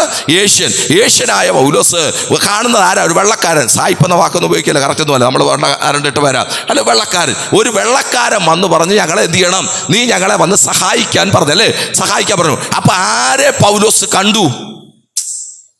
സ്വപ്നത്തിൽ ആരെത്താൻ കണ്ടു? ഒരു വെള്ളക്കാരനെ പൗലോസ് കണ്ടു. വേറെ പഠിതാക്കൾ പറയുന്നത് പിന്നെ ആ പുള്ളിയെ നേരെ കാണുന്നത് കാരാഗ്രഹത്തിന്റെ മുമ്പിലാ. നിങ്ങളാരും ഒരു സ്വോത്രം പറഞ്ഞില്ല. പിന്നെ എവിടെ കണ്ടേ? ഒരു വെള്ളക്കാരനെ അവിടെ വെച്ച് കണ്ട ആള് പിന്നെ അന്ന് സ്വപ്നത്തിൽ കണ്ട ആളിനെ ഇപ്പൊ എവിടെ കാണുക? കാരാഗ്രഹത്തിന് മുമ്പിൽ അടികെട്ടി പട്ടാളക്കാർ കൊണ്ട് കാരാഗ്രഹ പ്രമാണിയുടെ കയ്യിലോട്ട് ഏൽപ്പിക്കുക. ഇവനെ ഇവിടെ ഇട്ടേക്കാൻ പറഞ്ഞ് കൊടുക്കുമ്പോ കാരാഗ്രഹത്തിന്റെ താക്കോല് കൊണ്ടുവന്ന കാരാഗ്രഹ പ്രമാണിയെ കണ്ടപ്പോ പൗലോസ് ഞെട്ടിയെന്നാ വേറെ പഠിതാക്കൾ പറഞ്ഞു. കാരണം അവിടെ കണ്ടവനെ ഇവിടെ ഇപ്പൊ കാണുക. ഒരു നല്ല സ്തോത്രം പറ. കേറിയപ്പോഴേ പൗലോസ് ശീലാസിനോട് പറഞ്ഞു, മക്കളെ ആരാധിച്ചു, ഈ നാളെ നേരം വെളുക്കുന്നതിന് മുമ്പ് ഇവിടെ സ്നാന ശുശ്രൂഷ നടക്കാൻ പോവുക. ഒന്ന് സ്തോത്രം പറയാൻ പറ്റുമോ? ഞാൻ വന്നത് ഒരു ഹല്ലേലൂയ തുയത്തൈരക്കാരിയെ കണ്ടോണ്ട് വന്നതല്ല, ഞാനൊരു വെളിച്ചപ്പാടത്തെക്കാരിയെ കണ്ടോണ്ടല്ല. എന്നോട് എൻ്റെ കർത്താവ് ഒരാളിനെ കാണിച്ചാ പറഞ്ഞത്, ഞങ്ങളെ വന്ന് സഹായിക്കാൻ വന്ന് വിളിച്ചത് ഒരു ലേഡി അല്ല വന്നത്, ഒരു ജെന്റിൽമാനാ വന്ന് വിളിച്ചത്. അവനെ ഞാൻ കണ്ടത് ഇവിടെ വെച്ചാണ്. അതുകൊണ്ട് ആരാധിക്ക്. നാളെ രാവിലെ ഇവിടെ സ്നാന ശുശ്രൂഷ നടക്കും. എത്ര പേർക്കൊന്ന് സ്തോത്രം പറയാൻ പറ്റും? അവിടെ നിങ്ങളുടെ സ്തോത്രം പറയാൻ എനിക്ക് സമയമില്ല, അവിടെ ദൂത് പറയാം. നമ്മൾ ഇറങ്ങി പൗലോസ് മക്കദോന്യ വിളി, ഞാൻ ഈ അധികം വിവരിക്കില്ല കേട്ടോ, നമ്മൾ പെട്ടെന്ന് ഈ വാക്യത്തിൽ വരും. പൗലോസ് മക്കദോന്യ വിളി കെട്ടി വന്നിട്ട് രണ്ടുപേരെ സ്നാനപ്പെടുത്തിയ പിന്നെ നിന്റെ പ്രൊജക്റ്റ് കഴിഞ്ഞില്ലേ? മക്കദോന്യ വന്നു. മക്കദോന്യയുടെ അന്നത്തെ പ്രസിദ്ധ പട്ടണമാണ് ഫിലിപ്പ്. അവിടെ വന്നു, 2 സ്നാനവും നടന്നിരിക്കട്ടെ. നമ്മളാണെ പറയാം, ആട്ടെ കർത്താവ് പറഞ്ഞ പണിയൊക്കെ ഞാൻ ചെയ്ത്. ഇല്ല, കർത്താവ് പറഞ്ഞ പണി നമ്മൾ പൗലോസ് ചെയ്തിട്ടില്ല. ചെയ്യണമെങ്കിൽ കർത്താവ് കാണിച്ചൊരു അറ്റൈൻ ഗോളുണ്ട്, ലക്ഷ്യം. ഒരു വ്യക്തിയുണ്ട്, ആ വ്യക്തിയെ തൊടുന്നത് വരെ ചലിച്ചോണം. ഞാൻ പറഞ്ഞ അർത്ഥം നിങ്ങൾക്ക് മനസ്സിലായെങ്കിലും ഒന്ന് സ്തോത്രം പറഞ്ഞാട്ടെ. ഹല്ലേലൂയ. എന്തെങ്കിലുമൊക്കെ ചെയ്തിട്ട്, ഹല്ലേലൂയ ശാസന പോലെ അല്ല, ഞാൻ നിങ്ങളൊന്ന് ചിന്തിക്കാൻ വേണ്ടിയാണ്. എന്തെങ്കിലുമൊക്കെ ചെയ്തിട്ട് കർത്താവിന് വേണ്ടി ചെയ്തു എന്ന് പറഞ്ഞാൽ സ്വർഗം അംഗീകരിക്കില്ല കേട്ടോ. എൻ്റെ മേലൊരു നിയോഗം, എൻ്റെ മേലൊരു നിയോഗം. ആ നിയോഗം ഈ തലമുറയിൽ എന്നിൽ വെളിപ്പെടുന്നില്ലെങ്കിൽ കൃപയാൽ ഹല്ലേലൂയ യാത്ര ചെയ്ത് ശുശ്രൂഷിക്കുന്ന ദൈവദാസനാ ഞാൻ, അല്ല ഒരു സഭയുടെ പാസ്റ്ററാ ഞാൻ, ദൈവവചനം പഠിപ്പിക്കുന്ന ദൈവദാസനാ ഞാൻ. ഇതൊക്കെ കാര്യം ശരിയാണെങ്കിലും എന്നെ വേലയ്ക്ക് വിളിച്ചവൻ, അതുകൊണ്ട് ആ ബൈബിളിൽ ഒരു വാക്കുണ്ട്, അവന്റെ വിളിയാലുള്ള ആശ ഇന്നതെന്ന്. എത്ര പേർക്ക് ഇത് മനസ്സിലാകുന്ന എനിക്കറിയില്ല. നമ്മെ കുറിച്ചുള്ള ഒരു കോളിങ്ങിന്റെ അതിന്റെ ഒരു പ്രൈം ലെവലുണ്ട്. അതുവരെ എത്തുമ്പോഴാ നമുക്ക് ലഭിച്ച കൃപ വ്യർത്ഥമാകാതെ പോകുന്നത്. ഒന്ന് സ്തോത്രം പറയാൻ പറ്റുമോ? ഇന്ന് രാവിലെ പറ, കർത്താവേ ഈ തലമുറയിൽ എന്നെ എന്തിനാ നീ കണ്ടത്? അതെന്നിൽ ഒന്ന് വെളിപ്പെടുത്തണമെന്ന് ആഗ്രഹിക്കുന്നവർ ഒന്ന് കരമുയർത്തി കർത്താവിന് സ്തോത്രം പറഞ്ഞാട്ടെ. നമ്മൾ അവിടെ നിൽക്കുന്നില്ല, ഒരു വാക്കൂടെ പറഞ്ഞിട്ട് ഞാൻ വരിക. അപ്പോൾ നമ്മൾ ചിന്തിക്കാൻ വരുന്നത്, അപ്പോൾ ഫിലിപ്പിയയിൽ കുറെ കാലം താമസിച്ചപ്പോൾ പൗലോസിനോട് ആരോ പറഞ്ഞു കൊടുത്തു. കാരണം ആദ്യത്തെ സ്ഥലം യൂറോപ്പ്, ഇന്നത്തെ പോലെ മീഡിയ ഒന്നും ഇല്ലാത്ത കാലത്ത് അങ്ങനെയൊന്നും അറിയാൻ പറ്റില്ല. അവിടെ ചെന്നപ്പോൾ പൗലോസിനോട് ആരോ പറഞ്ഞു, 2 മിനിറ്റ് കൂടെ നമ്മൾ ഈ വാക്യത്തിൽ വരും കേട്ടോ. ആ പൗലോസിനോട് ആരോ പറഞ്ഞു, ഇത് അപ്പൻ്റെ പേരിൽ അറിയപ്പെടുന്ന പട്ടണമാണ്. തൊട്ടപ്പുറത്ത് മോടെ പേരിൽ അറിയപ്പെടുന്ന ഒരു പട്ടണം ഉണ്ട്. എന്നൊക്കെ എല്ലാവർക്കും അറിയാം. ഈ ലോകത്തിൽ ഒരു അപ്പന് 2 മക്കളും ഉണ്ട്. അവരപ്പനും മക്കളും പ്രസിദ്ധരായിരുന്നു, വിശ്വപ്രസിദ്ധരായിരുന്നു. ആ അപ്പൻ്റെയും മക്കളുടെയും പേരിൽ ലോകത്തിൽ അറിയപ്പെടുന്ന 3 പട്ടണമുണ്ട്. അപ്പൻ്റെ പേര് ഫിലിപ്പ്, മാസിഡോണിയൻ രാജാവായ ഫിലിപ്പ്. അദ്ദേഹത്തിൻ്റെ പേരിൽ അറിയപ്പെട്ട പട്ടണമാണേത് ഫിലിപ്പിയ പട്ടണം, യൂറോപ്പിലെ ഫിലിപ്പിയ പട്ടണം. അദ്ദേഹത്തിൻ്റെ മോൻ്റെ പേരാണ് അലക്സാണ്ടർ ദ ഗ്രേറ്റ്, അലക്സാണ്ടർ ചക്രവർത്തി. അദ്ദേഹത്തിൻ്റെ പേരിൽ അറിയപ്പെട്ട പട്ടണമാണ് അലക്സാണ്ട്രിയ പട്ടണം. അലക്സാണ്ടറിൻ്റെ അർദ്ധ സഹോദരിയാണ് ആര്? കസാൻഡറിൻ്റെ ഭാര്യ തെസലോനിക്കയുടെ പേരിൽ അറിയപ്പെട്ട പട്ടണമാണേത് തെസലോനിക്ക പട്ടണം. ചുരുക്കി പറഞ്ഞ ഇവിടെ ആദ്യം ചെന്നത് അപ്പൻ്റെ പേരിലുള്ള പട്ടണത്തിൽ ആരോ പറഞ്ഞു കൊടുത്തു, ഇതിൻ്റെ അപ്പുറത്തുള്ള പട്ടണം ആരുടെയാ? ദൈവത്തില് സ്വതം കേശവാസവരത്തിൽ എന്ന് സഭ ആവശ്യം പറഞ്ഞു അപ്പുറത്തുണ്ട് പട്ടണമുണ്ടെന്ന് പറഞ്ഞ പോലെ ആരോ പറഞ്ഞു മോടെ പേരിൽ ഒരു പട്ടണം അപ്പുറത്തുണ്ട് പോയി അല്ല അവിടെ പൗലോസ് തെസ്സലോനിക്ക ചെന്നു. അവിടെ ചെന്നപ്പോൾ ആരോ പൗലോസിനോട് പറഞ്ഞു പൗലോസേ തൊട്ടപ്പുറത്തൊരു പട്ടണമുണ്ട്, അല്പം കുപ്രസിദ്ധിയുള്ള പട്ടണമാണ്, അത് ബെരോവയാ. പൗലോസ് അവിടെ ചെന്നു. ശ്രദ്ധിക്കണേ, അവിടെ ചെന്നപ്പോൾ ആരോ പറഞ്ഞു പൗലോസേ ഇവിടെ ജ്ഞാനിയുടെ ഒരു പട്ടണമുണ്ട്, അത് തൊട്ടപ്പുറത്തുണ്ട്, ഏതൻസ്. പൗലോസ് അവിടെ ചെന്നു. അവിടെ ചെന്നപ്പോൾ ആരോ പറഞ്ഞു പൗലോസേ ഇവിടെ ഉണ്ട് ഒരു വാനിറ്റി ഫെയർ, അവിടെ നീ പോകാൻ ആഗ്രഹിച്ചത് വാനിറ്റി ഫെയർ ഓഫ് ഏഷ്യയിലല്ലേ, ഏഷ്യൻ ഭൂഖണ്ഡത്തിന്റെ മായച്ചന്ത എപ്പസോസി. എന്നാൽ യൂറോപ്പിന് ഒരു മായച്ചന്തയുണ്ട്, വാനിറ്റി ഫെയർ ഓഫ് യൂറോപ്പ്, അത് കൊരിന്ത് പട്ടണമാണ്, അതാ തൊട്ടപ്പുറത്ത് കിടക്കുന്നത്. പൗലോസ് അവിടെ പോയി. ഒന്ന് കാര ഉയർത്തി സ്വോത്രം പറഞ്ഞിട്ടതിലെ ഞാനൊരു വാക്ക് ഹല്ലേലൂയ കർത്താവിന് വേണ്ടി എരിഞ്ഞടങ്ങാൻ ആഗ്രഹിക്കുന്ന ആരെങ്കിലും ഇന്ന് രാവിലെ ഉണ്ടെങ്കിൽ സാധ്യതകൾ ഒത്തിരി മുമ്പിലുണ്ട് കേട്ടോ. ഹല്ലേലൂയ നമുക്കൊന്ന് പറയാൻ പറ്റുമോ? ഹല്ലേലൂയ കർത്താവ് സ്വപ്നം കാണുന്നതിന് അപ്പുറത്ത് ഞാൻ ഒരു വാക്ക് പറയുമ്പോൾ നിങ്ങൾക്ക് മനസ്സിലാകും. യഥാർത്ഥത്തിൽ ഈ ബൈബിൾ നമ്മുടെ കർത്താവ് സർവ്വജ്ഞാനിയല്ലേ, സർവ്വജ്ഞാനിയാണ്. പക്ഷേ ദൈവത്തെ അത്ഭുതപ്പെടുത്തിയ ഒരു മനുഷ്യ ബൈബിളിലുണ്ട്. എൻ്റെ ടോപ്പിക്കല്ല, അതും കൂടെ പറയാം നമ്മുടെ വിഷയത്തിലേക്ക്. നിങ്ങൾ ഇത് കേട്ടോ, ദൈവം ഇത്ര കാലം നമ്മളെന്തുകൊണ്ടിരിക്കുക, ദൈവം ഇത്രയും കാലം നമ്മളെ അത്ഭുതപ്പെടുത്തിക്കൊണ്ടിരിക്കുക. എന്നാൽ ബൈബിളിൽ വേർപെടുത്താക്കൾ പറയുന്നത് ബൈബിളിനെ ഒരു ഡ്രാമയാക്കാണ്. എന്ന് പറഞ്ഞാൽ അങ്ങ് ആദ്യം തൊട്ട് അവസാനം വരെ ഡ്രാമയാക്കിയാൽ സ്റ്റേജ് വരേണ്ട 3000 ക്യാരക്ടേഴ്സ് ഉണ്ട്, 3000 കഥാപാത്രങ്ങൾ. സ്റ്റേജിന് പറയുന്നത് ഒത്തിരി പേരുണ്ട്, 30 ലക്ഷമൊക്കെ ഉണ്ട്. സ്റ്റേജിൽ എത്ര പേര് വരണം? 3000 പേര് വരണം. ഈ 3000 മെയിൻ ക്യാരക്ടറുകളിൽ ഒരാളാ ദൈവത്തെ അത്ഭുതപ്പെടുത്തുക. അത് മറ്റാരുമല്ല, ഇയ്യോബാണ്. ആരാണ്? ഉറക്കെ പറഞ്ഞാട്ടെ. അവസാനം നമുക്കറിയാം സഭയില്ല, കാരണം നമ്മൾ ദൈവത്തിന് വേണ്ടി എന്തെങ്കിലും ചെയ്യാൻ വേണ്ടി പറയാൻ വേണ്ടിയാ. കാരണം ഇയ്യോബ് അത്ഭുതപ്പെടുത്തിയാൽ അറിയാമോ? പറഞ്ഞ് പിശാചുമായിട്ടുള്ള ബാർഗൈൻ നടന്ന് അവസാനം ദൈവം പറഞ്ഞു നീ തൊട്ടോ എന്ന് പറഞ്ഞു. എൻ്റെ ദാസനായ ഇയ്യോബിൻ്റെ പ്രാണനെ നീ എന്ത് ചെയ്യരുത്. എന്നാൽ 19-ാം അധ്യായത്തിൽ ഇയ്യോബ് പറഞ്ഞൊരു വാക്കുണ്ട്, അവൻ എന്നെ, നിനക്കാർക്ക് മനസ്സിലാകുന്നില്ല, അവൻ എന്നെ, കാരണം ദൈവം എവിടെ വരെ വെച്ച് കൊടുത്തു? പ്രാണനെ തൊടരുതെന്ന് പറഞ്ഞു. ഇയ്യോബ് പറഞ്ഞു പ്രാണനെ തൊട്ടാലും ഞാൻ അവനായിട്ട് തന്നെ. ഞാൻ പറഞ്ഞ ആശയം ദൈവം വെച്ച ലിമിറ്റിന് അപ്പുറത്ത് ഇയ്യോബ് കണ്ടേച്ച് പറഞ്ഞു എന്നെ തൊട്ടാൽ. നിങ്ങൾക്കാർക്കും ഒരു സ്തോത്രം പറയാൻ തോന്നുന്നില്ലല്ലോ? ഒന്ന് കരം ഉയർത്തി ഒന്ന് സ്തോത്രം പറ. ഞാനെന്ന് എനിക്കറിയില്ല, സ്വതം കൃപയാൽ ഹല്ലേലൂയ. മുമ്പേ പറഞ്ഞ പോലെ സഞ്ചാര സുവിശേഷനാ ഞാൻ. പലർത്തും പറയാത്ത ഒരു വാക്ക് പറയാൻ ദൈവാത്മാ നിർബന്ധിക്കുന്നു. ഈ 2025 അല്ല, ഈ 2000 സർവശക്തന്റെ പുസ്തകത്തിൽ എഴുതുമ്പോൾ എവിടെങ്കിലും നമ്മുടെ പേരൊന്ന് കോറിയിടത്തക്കവണ്ണം, ജീവപുസ്തകം അല്ല കേട്ടോ, ഞാൻ പറഞ്ഞ ചരിത്ര പുസ്തകം അവിടെ ഉണ്ടല്ലോ, എന്ന് പറഞ്ഞ തങ്കലിപികൾ എഴുതുമ്പോൾ എവിടെങ്കിലും ദൈവമേ ഈ പട്ടണത്തെക്കുറിച്ച് നീ എഴുതുമ്പോൾ എൻ്റെ പേരും കൂടെ വന്ന് എഴുതത്തക്കവണ്ണം ചരിത്രത്തിൻ്റെ ഏടുകളിൽ ഒന്ന് എഴുതാനുള്ള ഒരു കൃപയും അഭിഷേകവും പകരണമെന്ന് ആഗ്രഹിക്കുന്നവർ ആത്മാവിലൊന്ന് സ്തോത്രം പറഞ്ഞാട്ട് ഇതിലെ ശ്രോത. ഇത് വെറുതെ അല്ല കേട്ടോ, ഒരു വാക്കൂടെ പറഞ്ഞാൽ വിടുകയാ, കൃപ വ്യർത്ഥമാകുന്നത് നമ്മൾ ഇരിക്കുന്നത്. ഇത് വെറുതെ അല്ല ഞാൻ പറഞ്ഞത്, ഒരു വാക്കൂടെ പറയാം.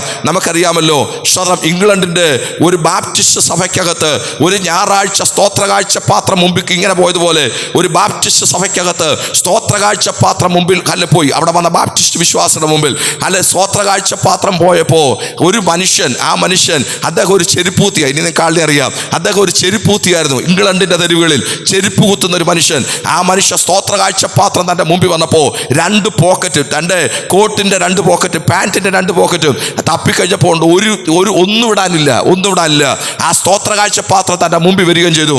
ആ പാത്രം കൈ പിടിച്ചുകൊണ്ട് ആ മനുഷ്യൻ ദൈവത്തോട് പറഞ്ഞൊരു വാക്കുണ്ട്, എൻ്റെ ദൈവമേ, അല്ല ഇതിനകത്തിടാൻ എൻ്റെ ഒരു പെന്നി പോലുമില്ല, എൻ്റെ ഇടാൻ ഒരു പൗണ്ട് പോലുമില്ല, ഇത് എന്നെ തന്നെ ഇന്ത്യക്കായി സ്തോത്രകാഴ്ച പാത്രത്തിൽ സമർപ്പിക്കുന്നു.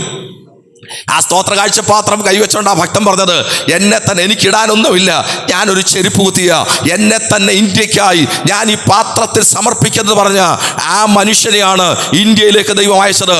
അദ്ദേഹത്തിന്റെ പേര് നമുക്കെല്ലാം അറിയാം, വില്യം കേറി. ആരാണ് വില്യം കേറി? സാദി ഉൾപ്പെടെ, ശൈശവ ഉൾപ്പെടെ എല്ലാ ദുരാചാരങ്ങളും ഇന്ത്യയെ നിർത്തലാക്കി ഇന്ത്യയിൽ നവോത്ഥാനത്തിന്റെ തീ കത്തിച്ച ഭക്തന്റെ പേര് അല്ലല്ല വില്യം കേറി എന്ന.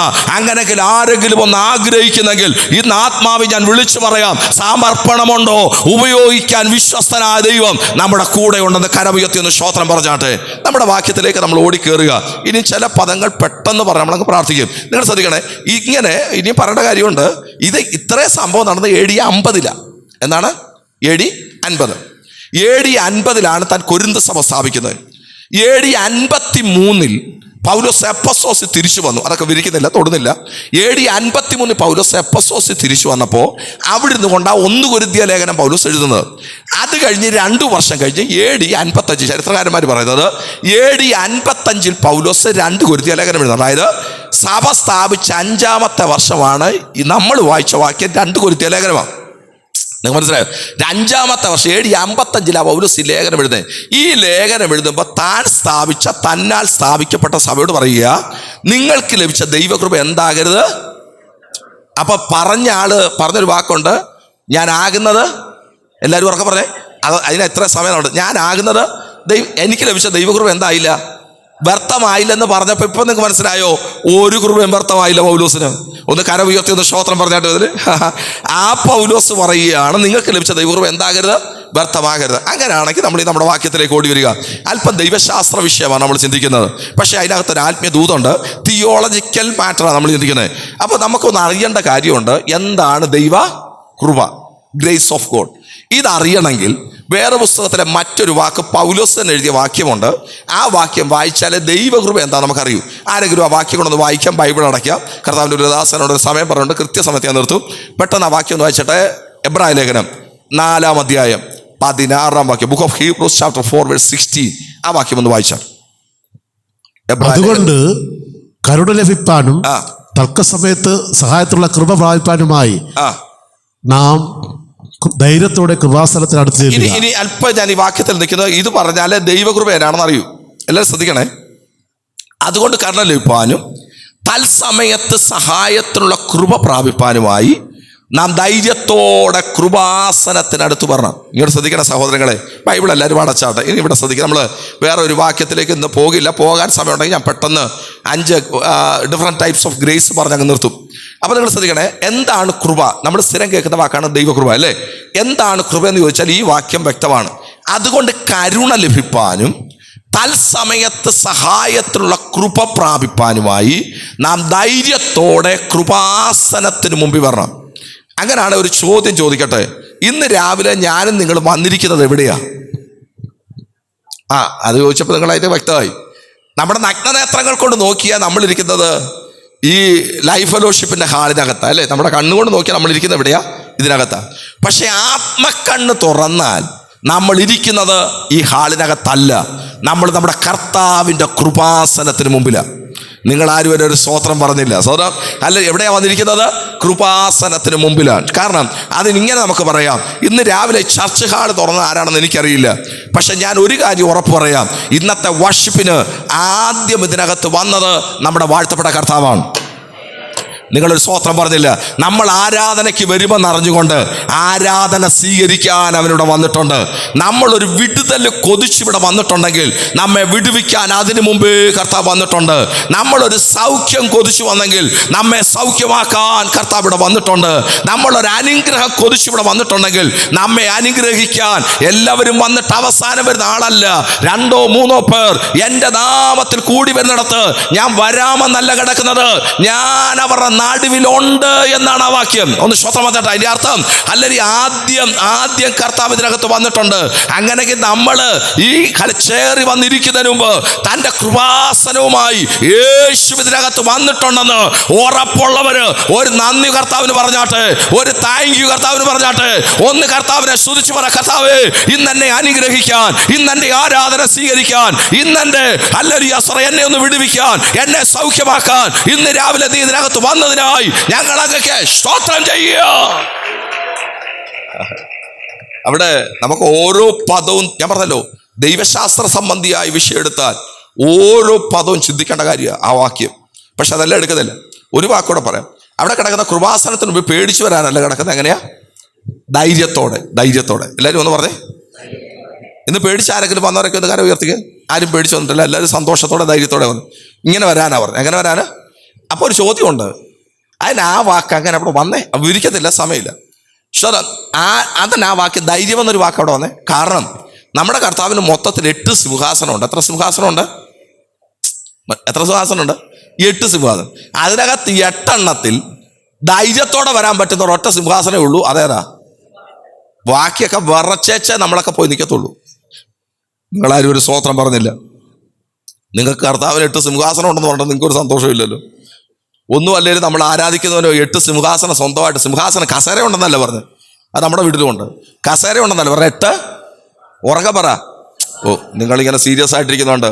നമ്മൾ കിടക്കുന്ന കട്ടില്, രാജാവ് കിടക്കുന്നേ നമ്മൾ കിടക്കുന്നതിൻ്റെ പേര് കട്ടില്, രാജാവ് കിടക്കുന്നത് പള്ളിമത്ത. നമ്മളിരിക്കുന്ന കസേര, രാജാവ് ഇരിക്കുന്നത് സിംഹാസനം അല്ലേ. നമ്മൾ ഉറങ്ങുന്നത് വല്ലാത്ത ഉറക്കം, രാജാവ് ഉറങ്ങുന്നത് പള്ളി ഉറക്കം. നമ്മൾ കഴിക്കുന്ന സാധാ ഫുഡ്, രാജാവ് കഴിക്കുമ്പോൾ എന്താകും? രാജഭോജനോ. അത് തന്നെ സ്വതന്ത്രം. അപ്പോൾ ഇവിടെ കിടക്കുന്ന സിംഹാസനം എന്ന് പറഞ്ഞാൽ രാജാവിൻ്റെ കസേര എന്ന വാക്കിൻ്റെ അർത്ഥം. എത്ര കസേര മൊത്തം ഉണ്ട്?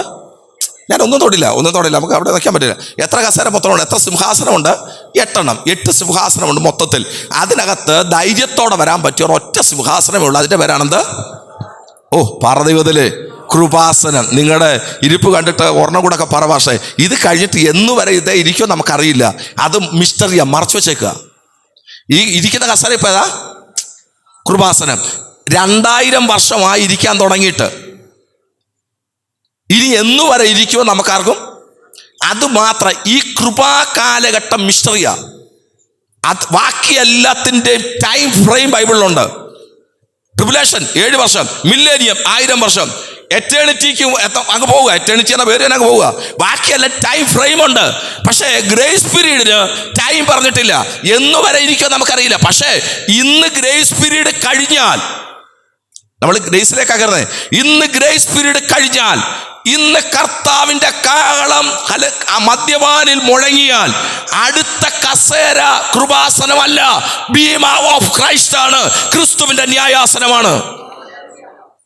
ഞാൻ പറഞ്ഞ ആശയം നിങ്ങൾക്ക് മനസ്സിലാക്കാം. അത് ഞാൻ ഇടയ്ക്കൊരു വാക്ക് പറഞ്ഞോട്ടെ, നിങ്ങളെല്ലാം സീരിയസ് ആയിരിക്കും. ഞങ്ങൾ ഈ പ്രസംഗിക്കുമ്പോഴൊക്കെ ദൈവദാസന്മാർ പ്രസംഗിക്കുമ്പോൾ ഞങ്ങൾ പറയും സ്വച്ഛ സ്ഫടിക തുല്യ തങ്ക നിർമ്മിതമാം പട്ടണത്തിലാണ് നമ്മൾ പോകുന്നത് അല്ലേ. വല്ല മനസ്സിലായോ? നിങ്ങൾക്കൊന്നും മനസ്സിലായില്ല. മനസ്സിലാകല ഞങ്ങൾക്കൊരു ആഗ്രഹമുണ്ട്. എന്നാ വാക്കാരെ? സ്വച്ഛ സ്ഫടിക. ഞാനവിടെ നിൽക്കില്ല കേട്ടോ, നമ്മുടെ വിഷയം ഒരു വലിയ സബ്ജക്റ്റാണ്. ഒരു വാക്ക് പറഞ്ഞ് ഞങ്ങൾക്കൊരു ബലത്തിന് വരുന്ന ഒരു ദൂത് പറഞ്ഞിരുന്നു. സ്വച്ഛ സ്ഫടിക തുല്യ തങ്ക നിർമ്മിതമാം പട്ടണം. അതാണ് പുത്തനരിശിനെ കുറിച്ച് പറയുന്നത്. സ്വച്ഛ സ്ഫടികം എന്ന് പറഞ്ഞാൽ നല്ല തെളിമയാർന്ന കണ്ണാടി. സ്ഫടികം എന്തുവാ? കണ്ണാടി. സ്വച്ഛ സ്ഫടിക തുല്യമായ തങ്കം കൊണ്ട് നിർമ്മിച്ച, സ്വർണം കൊണ്ടല്ല, തങ്കം കൊണ്ട് നിർമ്മിച്ചതാണ് ഏത്? പുത്തനരിശിലെ. എന്നിട്ട് നിങ്ങൾക്ക് ഒരു സ്വോത്രം പറയാൻ തോന്നുന്നു. അതെ, ഞങ്ങൾ പിന്നെ പറഞ്ഞൊരു വാക്കുണ്ട്, തങ്കത്തെരുവീതി. കൺവെൻഷനിലൊക്കെ ദൈവദാസന്മാർ പറയുമ്പോൾ തങ്കത്തെരുവീതി എന്നൊക്കെ പറയുമ്പോൾ കേൾക്കാൻ. ദൈവത്തെ ഓർത്ത് ആര് സ്വർണ്ണക്കട്ടിലേക്ക് കിടക്കാനും സ്വർണ്ണത്തെരുവീതി നടക്കാനും ഒന്നും അങ്ങോട്ട് വരണ്ട. പിണങ്ങല് നിങ്ങൾ എന്നോട്. അയ്യോ, ഒന്ന് പറഞ്ഞേ. ഞാൻ പറഞ്ഞ അങ്ങോട്ട് പോകണ്ടെന്നല്ല പറഞ്ഞ, അങ്ങോട്ട് ഞാൻ പോകുന്നത് അതിനല്ല. കാരണം അവിടെ ഈ പറഞ്ഞ സ്വർണവും തങ്കവും ഒന്നും എന്നാ നിങ്ങൾ ഉണ്ടായിരിക്കുന്നത് ഒന്നുമില്ല. അത് തേജസ്സ. എന്താണ്? എടുക്കുന്നില്ല എന്നാ. പക്ഷെ അതല്ല അപകടം. ഈ ബീമ ഓഫ് ക്രൈസ്റ്റിന് മുമ്പിൽ നമ്മൾ പറഞ്ഞൊരു വാക്കില്ല, ഭാഷമാർ പറയും, കർത്തൃദാസന്മാർ പറഞ്ഞ കേട്ടില്ലേ, അല്ല മധ്യാകാശത്തിൽ ഒരുങ്ങുന്ന മണിപ്പന്തൽ. വിശേഷം അത് കൺവെൻഷൻ ഒന്നും കേൾക്കാറില്ല, കല്യാണത്തിനൊക്കെ കേൾക്കാറില്ലേ. മധ്യാകാശത്തിൽ ഒരുങ്ങുന്ന മണിപ്പന്തലിൻ്റെ അകത്ത് പട്ടമഹർഷിയാകുന്ന സഭയെ വേളി കഴിക്കാൻ ആത്മമണവാളനായ ക്രിസ്തു ഇറങ്ങി വരും അല്ലേ എന്നൊക്കെ നമ്മൾ കേൾക്കുമ്പോഴത്തേ നമ്മൾ ഇരിക്കുന്ന എൻ്റെ പൊന്നെ അവിടെ ചെന്ന മണിയറവാസാണ്. ഒന്നുമല്ല, ഒരു കോടതിയുടെ മുമ്പിലാണ് പോകാൻ പോകുന്നത്. എന്തിനു മുമ്പിലാ? അവിടെ മണിയറവാസമൊന്നുമില്ല, അവിടെ ഒരു കോടതിയാണ്. ആ ബൈബിളിൽ വാക്യം അതാണ്. ഞാൻ എടുക്കുന്നില്ല, നമ്മൾ കൃപാസനത്തിലേക്കൊക്കെ കയറുന്നെങ്കിലും ഒന്ന് ഞെട്ടുന്ന നല്ലതാണ്. ഉപവാസത്തിൻ്റെ കടശ ദിവസം ആയതുകൊണ്ടൊന്ന് ഞെട്ടുന്നതാണ് ആ വാക്യം. പൗലോസ് പറയുന്നത് 2 കൊരിന്ത്യർ 5:10 കിടക്കുന്നു, ഒരുവൻ തൻ്റെ ശരീരത്തിരിക്കുമ്പോൾ ചെയ്തത് നല്ലതാകലും തീയതാകലും അതിന് തക്കവണ്ണം പ്രാപിപ്പാൻ നാം എല്ലാവരും ക്രിസ്തുവിൻ്റെ ന്യായാസനത്തിന് മുമ്പാകെ വെളിപ്പെടേണ്ടതാകുന്നു. അപ്പൊ നമ്മൾ പോകുന്നത് മണിയറവാസത്തിനല്ല, നമ്മൾ പോകുന്നത് കോടതിയുടെ മുമ്പിൽ പോവുക. സഹോദരൻ, അതേ വാക്ക് തന്നെ റോമാലേഖത്തിൽ പൗലോസ് പറയുന്നത് നാം എല്ലാവരും ദൈവത്തിൻ്റെ സിംഹാസനത്തിൽ നിൽക്കേണ്ടതാകുന്നു. ഒരു വാക്ക് ഞാൻ അല്പം കടുപ്പിച്ച് പറയുക, ഇവിടെ നമ്മളെ ദൈവം ഹല്ലേലൂയ അത് ഈ വേദി പറയണമെന്ന് എനിക്ക് ആഗ്രഹമില്ല, പക്ഷെ പറയാൻ പരിശുദ്ധാത്മാവ് പറയുന്നു. ആർക്കു വേണ്ടിയോ? ഇവിടെ നമുക്കെന്തും ചെയ്യാൻ ദൈവം പെർമിഷൻ തന്നിട്ടുണ്ട്. ഫ്രീ വില്ലിലാ ദൈവം നമ്മെ സൃഷ്ടിച്ചിരിക്കുന്നത്. പക്ഷേ ശലോമോൻ, ജ്ഞാനി കിങ് സോളമൻ പറഞ്ഞൊരു വാക്കുണ്ട്. ശലോമോൻ തന്റെ യൗവന പ്രായത്തില ഉത്തമഗീതം എഴുതിയത്, തന്റെ മധ്യവയസ്സില സദൃശ്യവാക്യം എഴുതിയത്, തന്റെ വാർദ്ധക്യത്തില സഭാപ്രസംഗം എഴുതിയത്. അതുകൊണ്ട് തന്നെ ഉത്തമഗീതം വായിച്ചാൽ യൗവനത്തിന്റെ ചോരത്തിളപ്പും, ഈ സദൃശ്യവാക്യം വായിച്ചാൽ മധ്യവയസ്സിന്റെ പക്വതയും, സഭാപ്രസംഗി വായിച്ചാൽ വാർദ്ധക്യത്തിന്റെ അവശതയും കാണാൻ കഴിയും. മനസ്സിലായൊരു സ്വതന്ത്രം പറയണം അല്ലേ? ഈ 3 എണ്ണം എടുത്തു കഴിഞ്ഞാൽ മനുഷ്യന്റെ 3 അവസ്ഥയാണ് കാണുന്നത്. ഉത്തമഗതി വെച്ച ചോരത്തിളപ്പാണ്, അപ്പുറം സാദൃശ്യവാക്കി എന്തോ പക്വതയാ. 50, 55, 60 വയസ്സുള്ള ഒരു മധ്യവയസ്സിന്റെ പക്വതയുണ്ട്. പക്ഷേ നമ്മൾ സഭാപ്രസംഗി വായിച്ചു കഴിഞ്ഞാൽ ഒരു 90-കാരന്റെ അവശതയുണ്ടല്ലേ. മായ മായ സകലതും മായ. എന്നിട്ട് വിളിച്ചു പറഞ്ഞൊരു വാക്കുണ്ട്, യൗവനക്കാരാ, നിന്റെ യൗവനത്തിൽ നിന്റെ സൃഷ്ടാവിനെ നീ ഓർത്തുകൊള്ളുക. ഒന്ന് ശ്രോത്രം പറഞ്ഞോട്ടെ. കാരണം പൗലോ ഹല്ലേലൂയ എവിടെ ശലോമോൻ പറഞ്ഞ കിങ് സോളോമൻ പറഞ്ഞൊരു വാക്കുണ്ട്, എന്റെ കണ്ണിന് ഇഷ്ടപ്പെട്ടതൊന്നും ആകാശത്തിന് കീഴെയുള്ള ഒന്നും ഞാൻ മറച്ചു വെച്ചില്ല, എല്ലാം ഞാൻ ആസ്വദിച്ചവനാ. പക്ഷെ എനിക്ക് അബദ്ധം പറ്റിപ്പോയി. മായ മായ സകലതും മായ. ഒന്ന് കരമുയർത്തി ഒന്ന് ശ്രോത്രം പറയാൻ പറ്റുമോ? ഇതൊക്കെ ആ കോടതി അകത്ത് പ്രായമായപ്പോൾ വന്നപ്പോഴത്തെ ചിന്തയാ. പോട്ടെ, ഞാൻ നമ്മുടെ വിഷയത്തിലേക്ക് കൂടി. അപ്പൊ കൃപാസനത്തിൽ വന്ന് അവിടെ കിടക്കുന്ന വാക്ക് നിങ്ങളോട് ശ്രദ്ധിക്കണം. നമ്മൾ ഗ്രേസ് മാത്രം പറഞ്ഞു നിർത്തുക. അതുകൊണ്ട് കരുണ ലഭിപ്പാനും തത്സമയത്ത് സഹായത്തിനുള്ള കൃപ പ്രാപിപ്പാനുമായി ധൈര്യത്തോടെ ഇവിടെ വരണം. നിങ്ങളുടെ ഇന്നത്തെ ടോപ്പിക്ക് മറക്കല്ല്. നിങ്ങൾക്ക് ലഭിച്ച ദൈവകൃപ എന്താകരുത്? വ്യർത്ഥമാകരുത്. അതാണ് നമ്മൾ ചിന്തിച്ചുകൊണ്ടിരിക്കുന്നത്. അപ്പൊ കൃപയുടെ വ്യർത്ഥത എന്താണെന്ന് അറിയണമെങ്കിൽ കൃപ എന്താണെന്ന് അറിയണം. കൃപയെ അറിഞ്ഞാൽ മാത്രം പോരാ. ബൈബിളിൽ പറയുന്ന എല്ലാ കൃപകളും ഒരു കൃപയല്ല, കൃപകൾ പലതാണ്. അങ്ങനെയാണ് കൃപയുടെ വ്യത്യസ്തത നമ്മൾ എന്ത് ചെയ്യണം? 5 types of grace എന്താണെന്ന് നമ്മൾ അറിയണം. എന്നാലേ വ്യർത്ഥത അറിയൂ. ഇത്രയും കാര്യം നമുക്ക് കവർ ചെയ്ത് കയറിപ്പോണം. പക്ഷെ ഇതിലേക്ക് എങ്ങും ഞാൻ വരാതെ നമ്മളിപ്പോൾ ഒന്നാമത്തെ ചോദ്യത്തിൻ്റെ ആൻസറാണ് വാട്ട് ഈസ് ഗ്രേസ്? എന്താണ് ദൈവ കൃപ? അതിനായി വാക്യം എടുത്തിരിക്കുന്നത്. അതുകൊണ്ട് കരുണ ലഭിപ്പാൻ, എല്ലാവരും ഉറക്കെ പറഞ്ഞേ, തത്സമയത്ത് സഹായത്തിനുള്ള കൃപ പ്രാപിപ്പാൻ. അപ്പൊ ഈ കൃപാസനത്തിൽ വന്നാൽ 2 കാര്യം കിട്ടുമെന്നല്ലേ അവിടെ കിടക്കുന്നേ. ഞാൻ ആ വാക്യത്തിൽ നിൽക്കുന്ന ഉള്ളിലേക്ക് ഒന്ന് പതിയാനാ. അല്ലെ, കൃപാസനത്തിൽ വന്നാൽ 2 കാര്യം കിട്ടും. ഒന്ന്, കരുണ കിട്ടും. നമ്മളിന്ന് വർഷിപ്പിനകത്ത് കൂടുതൽ ഉപയോഗിച്ചൊരു വാക്കാണ് കരുണ. കൃപാസനത്തിൽ വന്നാൽ കരുണ കിട്ടും. 2, കൃപ. സഹായം നമുക്ക് പിന്നെ വരാം. നമ്മുടെ സഹായം പറഞ്ഞ് നമ്മൾ ആരാധിക്കും. സാറേ, കൃപ കിട്ടും. ഉറക്കെ പറഞ്ഞാട്ടെ, കൃപ കിട്ടും. അപ്പോൾ ഒന്ന് മേഴ്സി കിട്ടും. കരുണ എന്നതിൻ്റെ ഇംഗ്ലീഷ് വേർഡ് എന്നാ? മേഴ്സി. കൃപ എന്നതിൻ്റെ ഇംഗ്ലീഷ് വേർഡ് ഗ്രേസ്. അപ്പൊ കൃപാസനത്തിൽ വന്നാൽ മേഴ്സിയും കിട്ടും, ഗ്രേസും കിട്ടും, കരുണയും കിട്ടും, കൃപയും കിട്ടും. അപ്പോഴൊരു അപകടമുണ്ട്. നമ്മൾ ഈ പ്രാർത്ഥിക്കുമ്പം മേഴ്സിക്ക് പകരം ഗ്രേസും പറയും, ഗ്രേസിന് പകരം നമ്മൾ ഇവരാരാന്ന് പോലും നമുക്ക് മനസ്സിലായില്ല. ഇവരാരാന്ന് പോലും നമുക്ക് അറിയില്ല. വളരെ ശ്രദ്ധിക്കണേ. പക്ഷേ വേദപുസ്തകത്തിന്റെ ഭാഷ ദൈവശാസ്ത്രപരമായി മേഴ്സിയുടെ ഓപ്പോസിറ്റാ ഗ്രേസ്. ആ പേരുള്ള ആരെങ്കിലും 2 പേരുണ്ടെങ്കിൽ ഇവിടെ പ്രശ്നം ഉണ്ടാക്കല്ലേ. ഞാൻ അങ്ങനെയല്ല പറഞ്ഞു, ഞാൻ ദൈവശാസ്ത്രമാക്കാ പറഞ്ഞു. സോദരം ശ്രദ്ധിക്കണേ. അർത്ഥം നമ്മളിപ്പോൾ സത്യം പറഞ്ഞാൽ ഭാഷ പ്രസംഗിക്കാൻ പേടിയാണ്. കാരണം എന്തെങ്കിലും ഒന്ന് പറഞ്ഞു പോയാൽ ഇതൊക്കെ വൈറലാകും ചിലപ്പോൾ. കാരണം ആ ഭാഷ എന്നിട്ട് ലൈഫിൽ ചെന്നിട്ട് പറഞ്ഞു മേഴ്സിയുടെ ഓപ്പോസിറ്റാ ഗ്രേസ്. ഞാൻ ഇവിടുത്തെ പേരൊന്നും അല്ല പറഞ്ഞേ, അല്ല ഞാൻ ബൈബിളിൻ്റെ വാക്കാ പറഞ്ഞത്. മേഴ്സിയും ഗ്രേസും, കരുണയും പറ, മേഴ്സിയും ഗ്രേസും. ഇത് നിങ്ങൾക്ക് അറിയണമെങ്കിൽ ഒരു വാക്യം കൂടെ ഒന്ന് വായിച്ചേ. 102 സങ്കീർത്തനം 13-14 വാക്യം പെട്ടെന്ന് വായിച്ചാണ്. 102 സങ്കീർത്തനം 13-14.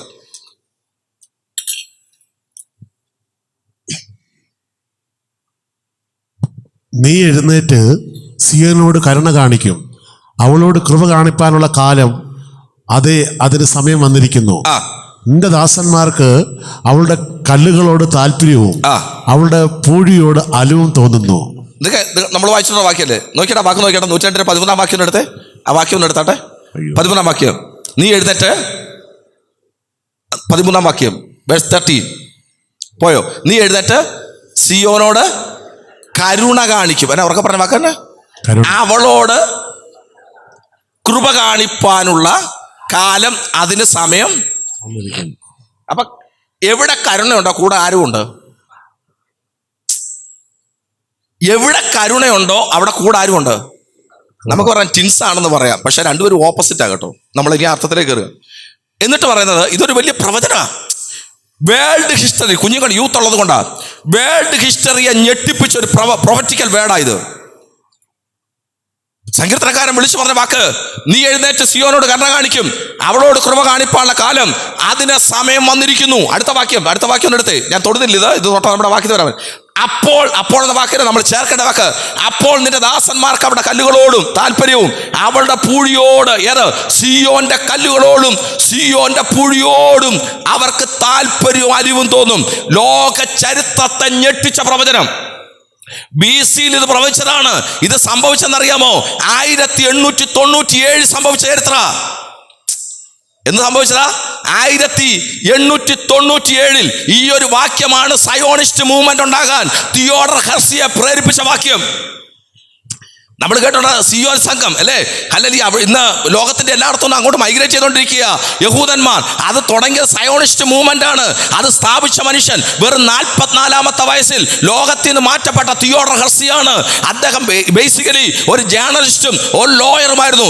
ഫ്രാൻസിൽ വെച്ച്, പാരീസിൽ വെച്ച് അദ്ദേഹം കേട്ടൊരു വാക്ക്, അതുവരെ താൻ ബേസിക്കലി ഒരു ജൂ ആയിട്ടും യഹൂദനോട് ഇഷ്ടമില്ലാത്ത, യഹൂദ രാജ്യത്തോട് ഇഷ്ടമില്ലാത്ത തിയോഡർ ഹെർസി തന്റെ വീട്ടിലിരിക്കുമ്പോൾ തെരുവിൽ കേട്ടൊരു വാക്ക് കേട്ടപ്പോ അന്നാണ് തിയോഡർ ഹെർസി തീരുമാനിച്ചത്, അല്ലെങ്കിൽ ജനം യഹൂദൻ അവന്റെ സ്വന്തം രാജ്യത്തേക്ക് മടങ്ങിപ്പോകണം, അവന്റെ രാജ്യം അവന് തിരിച്ചു പിടിക്കണം.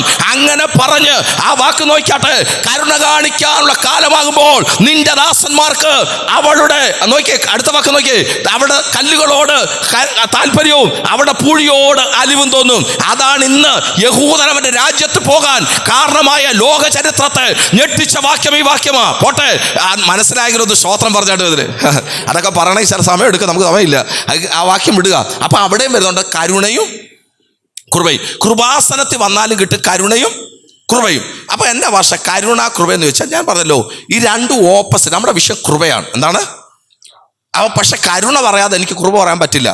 കരുണ കൃപ എന്ന വാക്കിന്റെ യഥാർത്ഥ അർത്ഥം ചുരുക്കി പറഞ്ഞ് പെട്ടെന്ന് പ്രാർത്ഥിക്കണം. കരുണ കൃപ എന്ന വാക്കിന്റെ അർത്ഥം, കരുണ എന്ന് പറഞ്ഞാൽ മേഴ്സി എന്ന വാക്ക് ദൈവശാസ്ത്രപരമായിട്ട് മീനിങ് ചിലർക്കെങ്കിലും അറിയാവുന്നതിനകത്തുണ്ട്, ഇല്ലാത്തവർക്ക് വേണ്ടി. മേഴ്സി എന്ന വാക്കിന്റെ അർത്ഥം എനിക്ക് അർഹതപ്പെട്ടത് തരാതിരിക്കുക എന്നാണ്. വളരെ ശ്രദ്ധിക്കണം വാക്ക്. നിങ്ങളുടെ മോൻ കണ്ട് എനിക്ക് തെറ്റിയതുപോലെ ഇല്ല, തെറ്റിയില്ല. എനിക്ക് ദൈവം എന്നോട് കരുണ കാണിച്ചെന്ന് പറഞ്ഞാൽ അതിൻ്റെ അർത്ഥം എനിക്ക് അർഹതപ്പെട്ടത് എൻ്റെ ദൈവം തരാതിരിക്കുക. അതാണ് കരുണ. വ്യക്തമായോ? എനിക്ക് അർഹതപ്പെട്ടതെന്തോ അത് ദൈവം എന്ത് ചെയ്തില്ല? തന്നില്ല. ഞാൻ ഒരു വാക്ക്, എൻ്റെ സാക്ഷി ഇന്നലെ രാവിലെ ശുശ്രൂഷ എന്നും പറഞ്ഞല്ലോ, ഒരു വാക്ക്. ഞാൻ ബേസിക്കലി ഒരു ഓർത്തഡോക്സുകാരനായിരുന്നു. 22-ാമത്തെ വയസ്സിൽ ഞാൻ എൻ്റെ ഡിഗ്രി പഠനത്തിന് ശേഷം ഞാനൊരു അധ്യാപകനും അപ്പോൾ തന്നെ ഒരു കോപ്പറേറ്റീവ് ബാങ്കിൽ ജോലി ചെയ്തുകൊണ്ടിരിക്കുന്ന സമയത്താണ്. ഞാൻ അതിൻ്റെ ഒത്തിരി ചരിത്രമുണ്ട്, അങ്ങോട്ട് കയറുന്നില്ല. കോപ്പറേറ്റീവ് ബാങ്കിൽ ജോലി ചെയ്തുകൊണ്ടിരിക്കുമ്പോഴാണ് ഞാൻ എൻ്റെ യേശുവിനെ കണ്ടുമുട്ടുന്നത്. അതിന് സത്യം പറഞ്ഞാൽ സുവിശേഷം കേട്ടിട്ടൊന്നും വിശ്വാസം വന്നല്ല. ഒത്തിരിയും സുവിശേഷം കേട്ട ആളാണ് ഞാൻ, ഒത്തിരിയും കേട്ട. അതിന് കാരണം ഇഷ്ടം പോലെ എൻ്റെ അമ്മ വീട്ടുകാർ മൊത്തം ബന്ധക്കോസുകാരായതുകൊണ്ട് ഇഷ്ടം പോലെ സുവിശേഷം കേട്ട് മർദ്ദരിച്ചാണ് തന്നെ 1999 മെയ് മാസം 24 രാത്രി ഒരു 11:30 ആയപ്പോൾ ഇടിവെട്ടുന്നൊരു ന്യായവിധിയുടെ ശബ്ദം കേട്ട് വിശ്വാസി വന്ന വ്യക്തിയാണ് ഞാൻ. സുവിശേഷം കേട്ട് വന്നതല്ല, ന്യായവിധിയുടെ ശബ്ദം കേട്ട് വന്നതാണ്. മനസ്സിലായില്ല സാർ? ആ വാക്യം ഇതാണ്. അന്ന് മെയ് മാസം 24 രാത്രി സ്തോത്രം 11:30 ആയപ്പോൾ എന്നും ബൈബിൾ വായിക്കുന്ന ഞാൻ ഈ വാക്യത്തിൻ്റെ അർത്ഥം എന്നാന്ന് പറയാൻ വേണ്ടിയാ. ചേട്ടാ ബൈബിൾ വായിക്കുന്ന ഞാൻ തുടർമാനം, യാക്കോബായിലാണെങ്കിലും തുടർമാനം ബൈബിൾ വായിക്കും. അങ്ങനെ വായിച്ച് അന്ന് എനിക്ക് വായിക്കുന്ന 50-ാം സങ്കീർത്തനമാണ്. 16-ാം വാക്യം തൊട്ട് സ്പീഡിൽ വായിച്ച ഞാൻ 20-ാം വാക്യമായപ്പോൾ ഇടിവെട്ടുന്നൊരു ശബ്ദം കേട്ടു.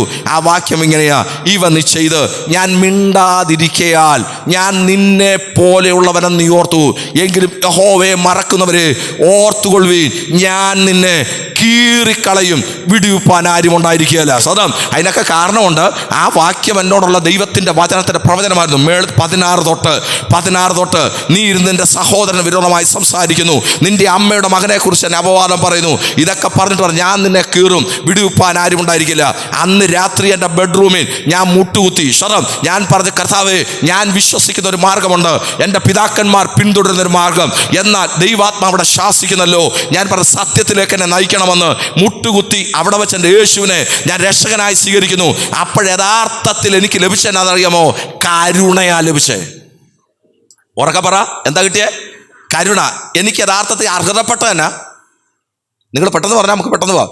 അർഹതപ്പെട്ടതന്നാ എന്നാ വാക്യം എന്നാ പറഞ്ഞത്? ഞാൻ നിന്നെ കീറുവെന്നൊക്കെയുള്ള കൊളോക്കിയല്ല, ബൈബിളുണ്ടല്ലോ, അതുകൊണ്ട് പറഞ്ഞു ഞാൻ നിന്നെ കീറിക്കളയും, വിടുവിപ്പാൻ.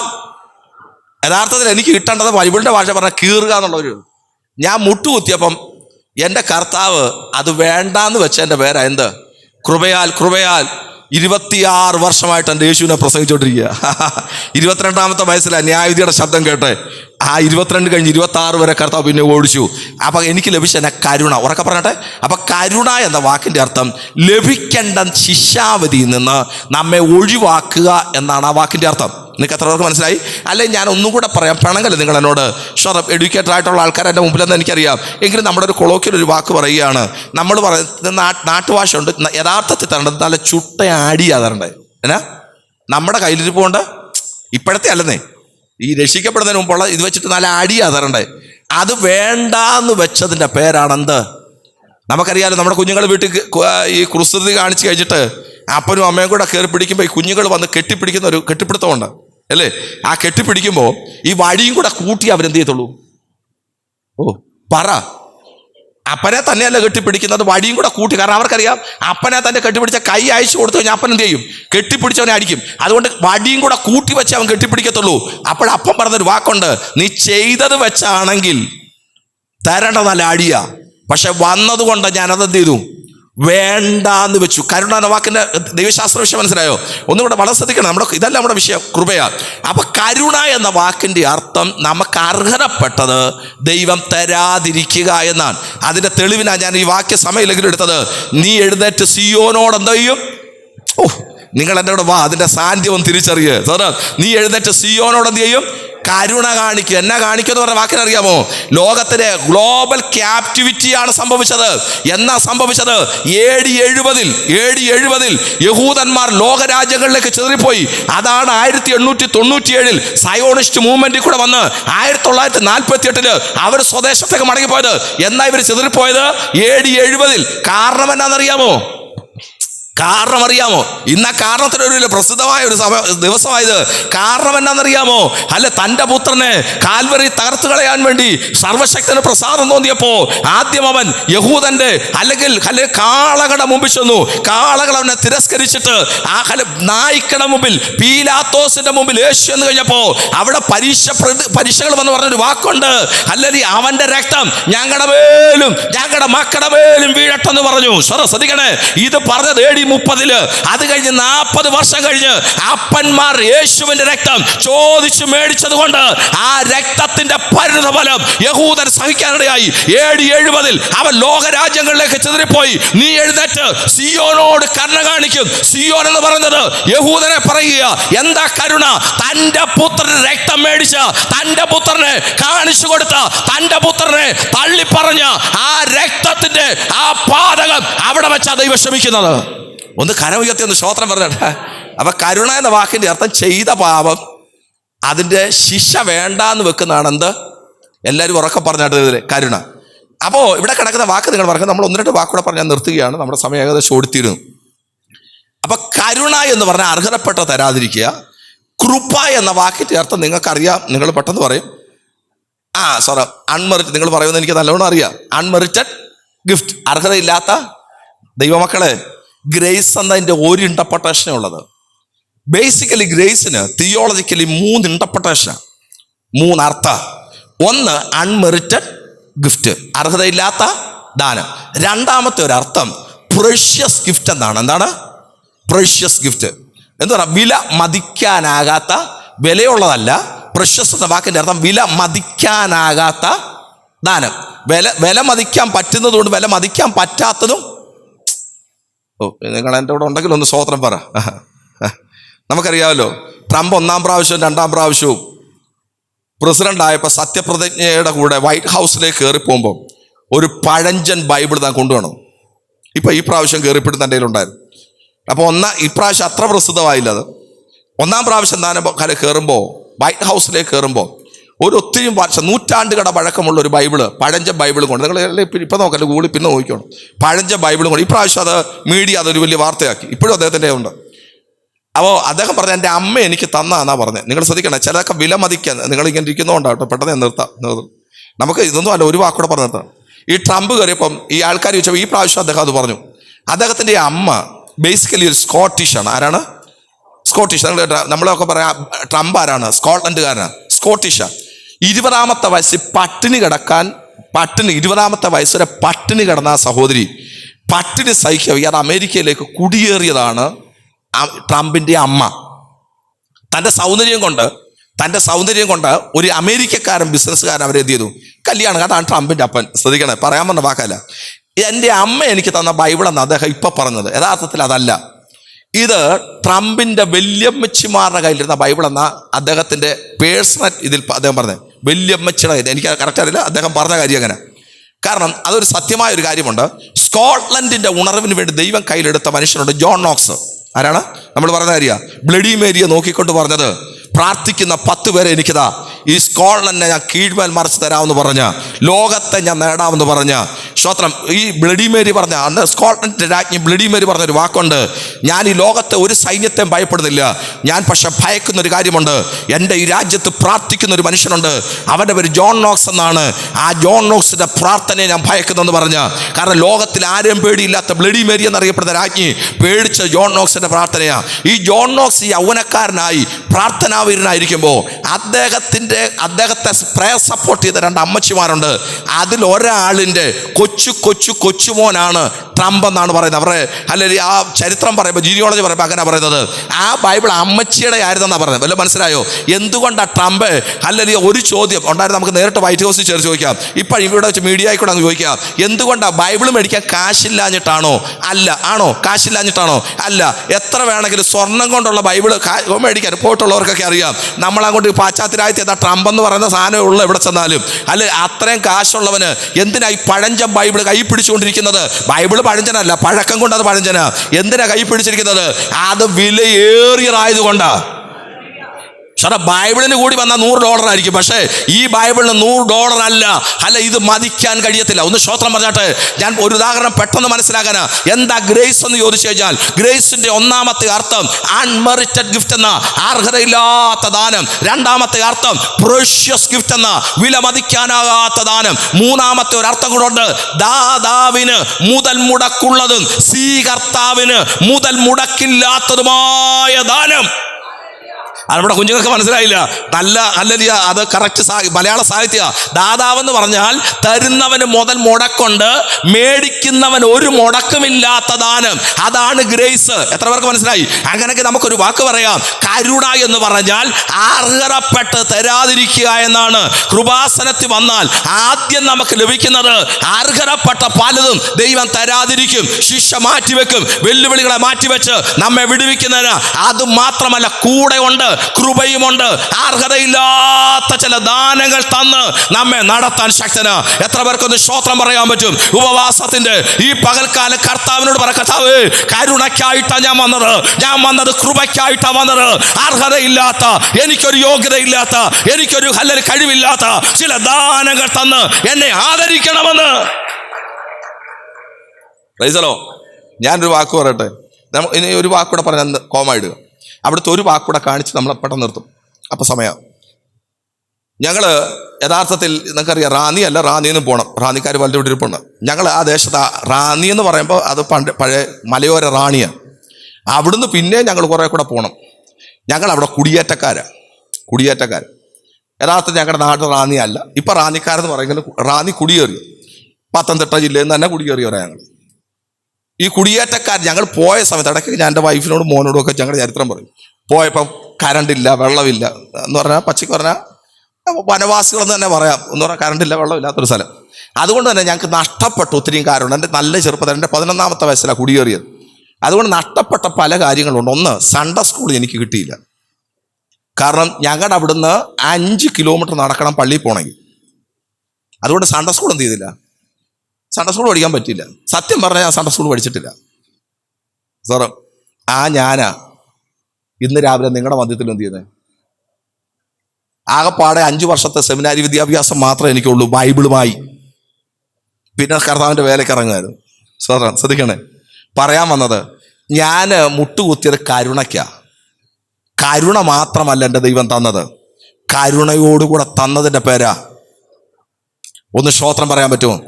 അർഹതയില്ലാത്ത, വിലമതിക്കാനാകാത്ത, എനിക്കൊരു മുതൽ മുടക്കില്ലാത്തതും കാൽവറിയിലെ രക്തം മുടക്കിയതുമായ ഒരു ദാനം, അതിൻ്റെ പേരാ ഗ്രേസ്. ഒന്ന് കരമുയർത്തി സ്തോത്രം പറഞ്ഞാട്ട് ഒരു വാക്കൂടെ പറയാം, ഉപവാസമായതുകൊണ്ട്. അതുകൊണ്ട് കരുണ ലഭിപ്പാനും തൽസമയത്ത് സഹായത്തിനുള്ള കൃപ. ഒരു വാക്ക് പറഞ്ഞാൽ ഈ വചനത്തോട് അവിശ്വസ്തരായി പോകും. നമ്മൾ ബാക്കിയെല്ലാം വിട്ടു, 5 types of grace ഒക്കെ വിട്ടു കേട്ടോ. അപ്പൊ കൃപ എന്താണെന്ന് മനസ്സിലായല്ലോ. ഇതാണ് കൃപ, ഈ 3 അർത്ഥം. ഒരു വാക്കുണ്ട് ഇവിടെ പറഞ്ഞ വാക്ക് തൽസമയത്ത്. യഥാർത്ഥത്തിൽ ഈ കർത്തൃദാസന്മാരൊക്കെ ക്ലാസ് എടുക്കുമ്പോൾ പറയാറുണ്ട്, ഈ സമയം എന്നുള്ളത് ഗ്രീക്കിൽ മൂലഭാഷ ക്രോണോസും കെയ്റോസുമാണ്. ഞാൻ എടുക്കുന്നില്ല, ഒറ്റ മിനിറ്റ് കൊണ്ട് പറയുമ്പോൾ മനസ്സിലാവും. ക്രോണോസും കെയ്റോസും. ക്രോണോളജിക്കൽ ടൈം എന്ന് പറഞ്ഞാൽ നമ്മൾ യൂസ് ചെയ്യുന്ന ടൈം എന്ന് പറഞ്ഞാൽ ഭൂമിയുടെ എർത്തിൻ്റെ ടൈമാണ് എന്താ ക്രോണോളജിക്കൽ ടൈം. അത് വിവരിക്കുന്നില്ല. പക്ഷെ ദൈവം എറ്റേണൽ ആയതുകൊണ്ട് ദൈവം സഞ്ചരിക്കുന്നത് കെയ്റോസിലാണ്. നമ്മൾ അതിലൊരു വാക്ക് പറയാം അപ്പോയിൻറ്റഡ് ടൈം എന്ന്. പക്ഷേ ദൈവത്തിൻ്റെ എറ്റേണൽ ടൈമാണ് അതായത് കെയ്റോസ്. അത് വിവരിക്കേണ്ട കാര്യമാണ്. പക്ഷേ ഇവിടെ പറഞ്ഞ വാക്കിനറിയാമോ, അതുകൊണ്ട് കരുണ ലഭിപ്പാനും തൽസമയത്ത് സഹായത്തിനുള്ള കൃപ. അപ്പോൾ യഥാർത്ഥം നമ്മൾ പറഞ്ഞ തൽസമയം എന്ന് പറയുമ്പോൾ ദൈവത്തിൻ്റെ സമയമായ കെയ്റോസ്. അങ്ങനല്ല, ഇവിടെ കിടക്കുന്ന ഗ്രീക്ക് വാക്ക് കെയ്റോസ് എന്ന.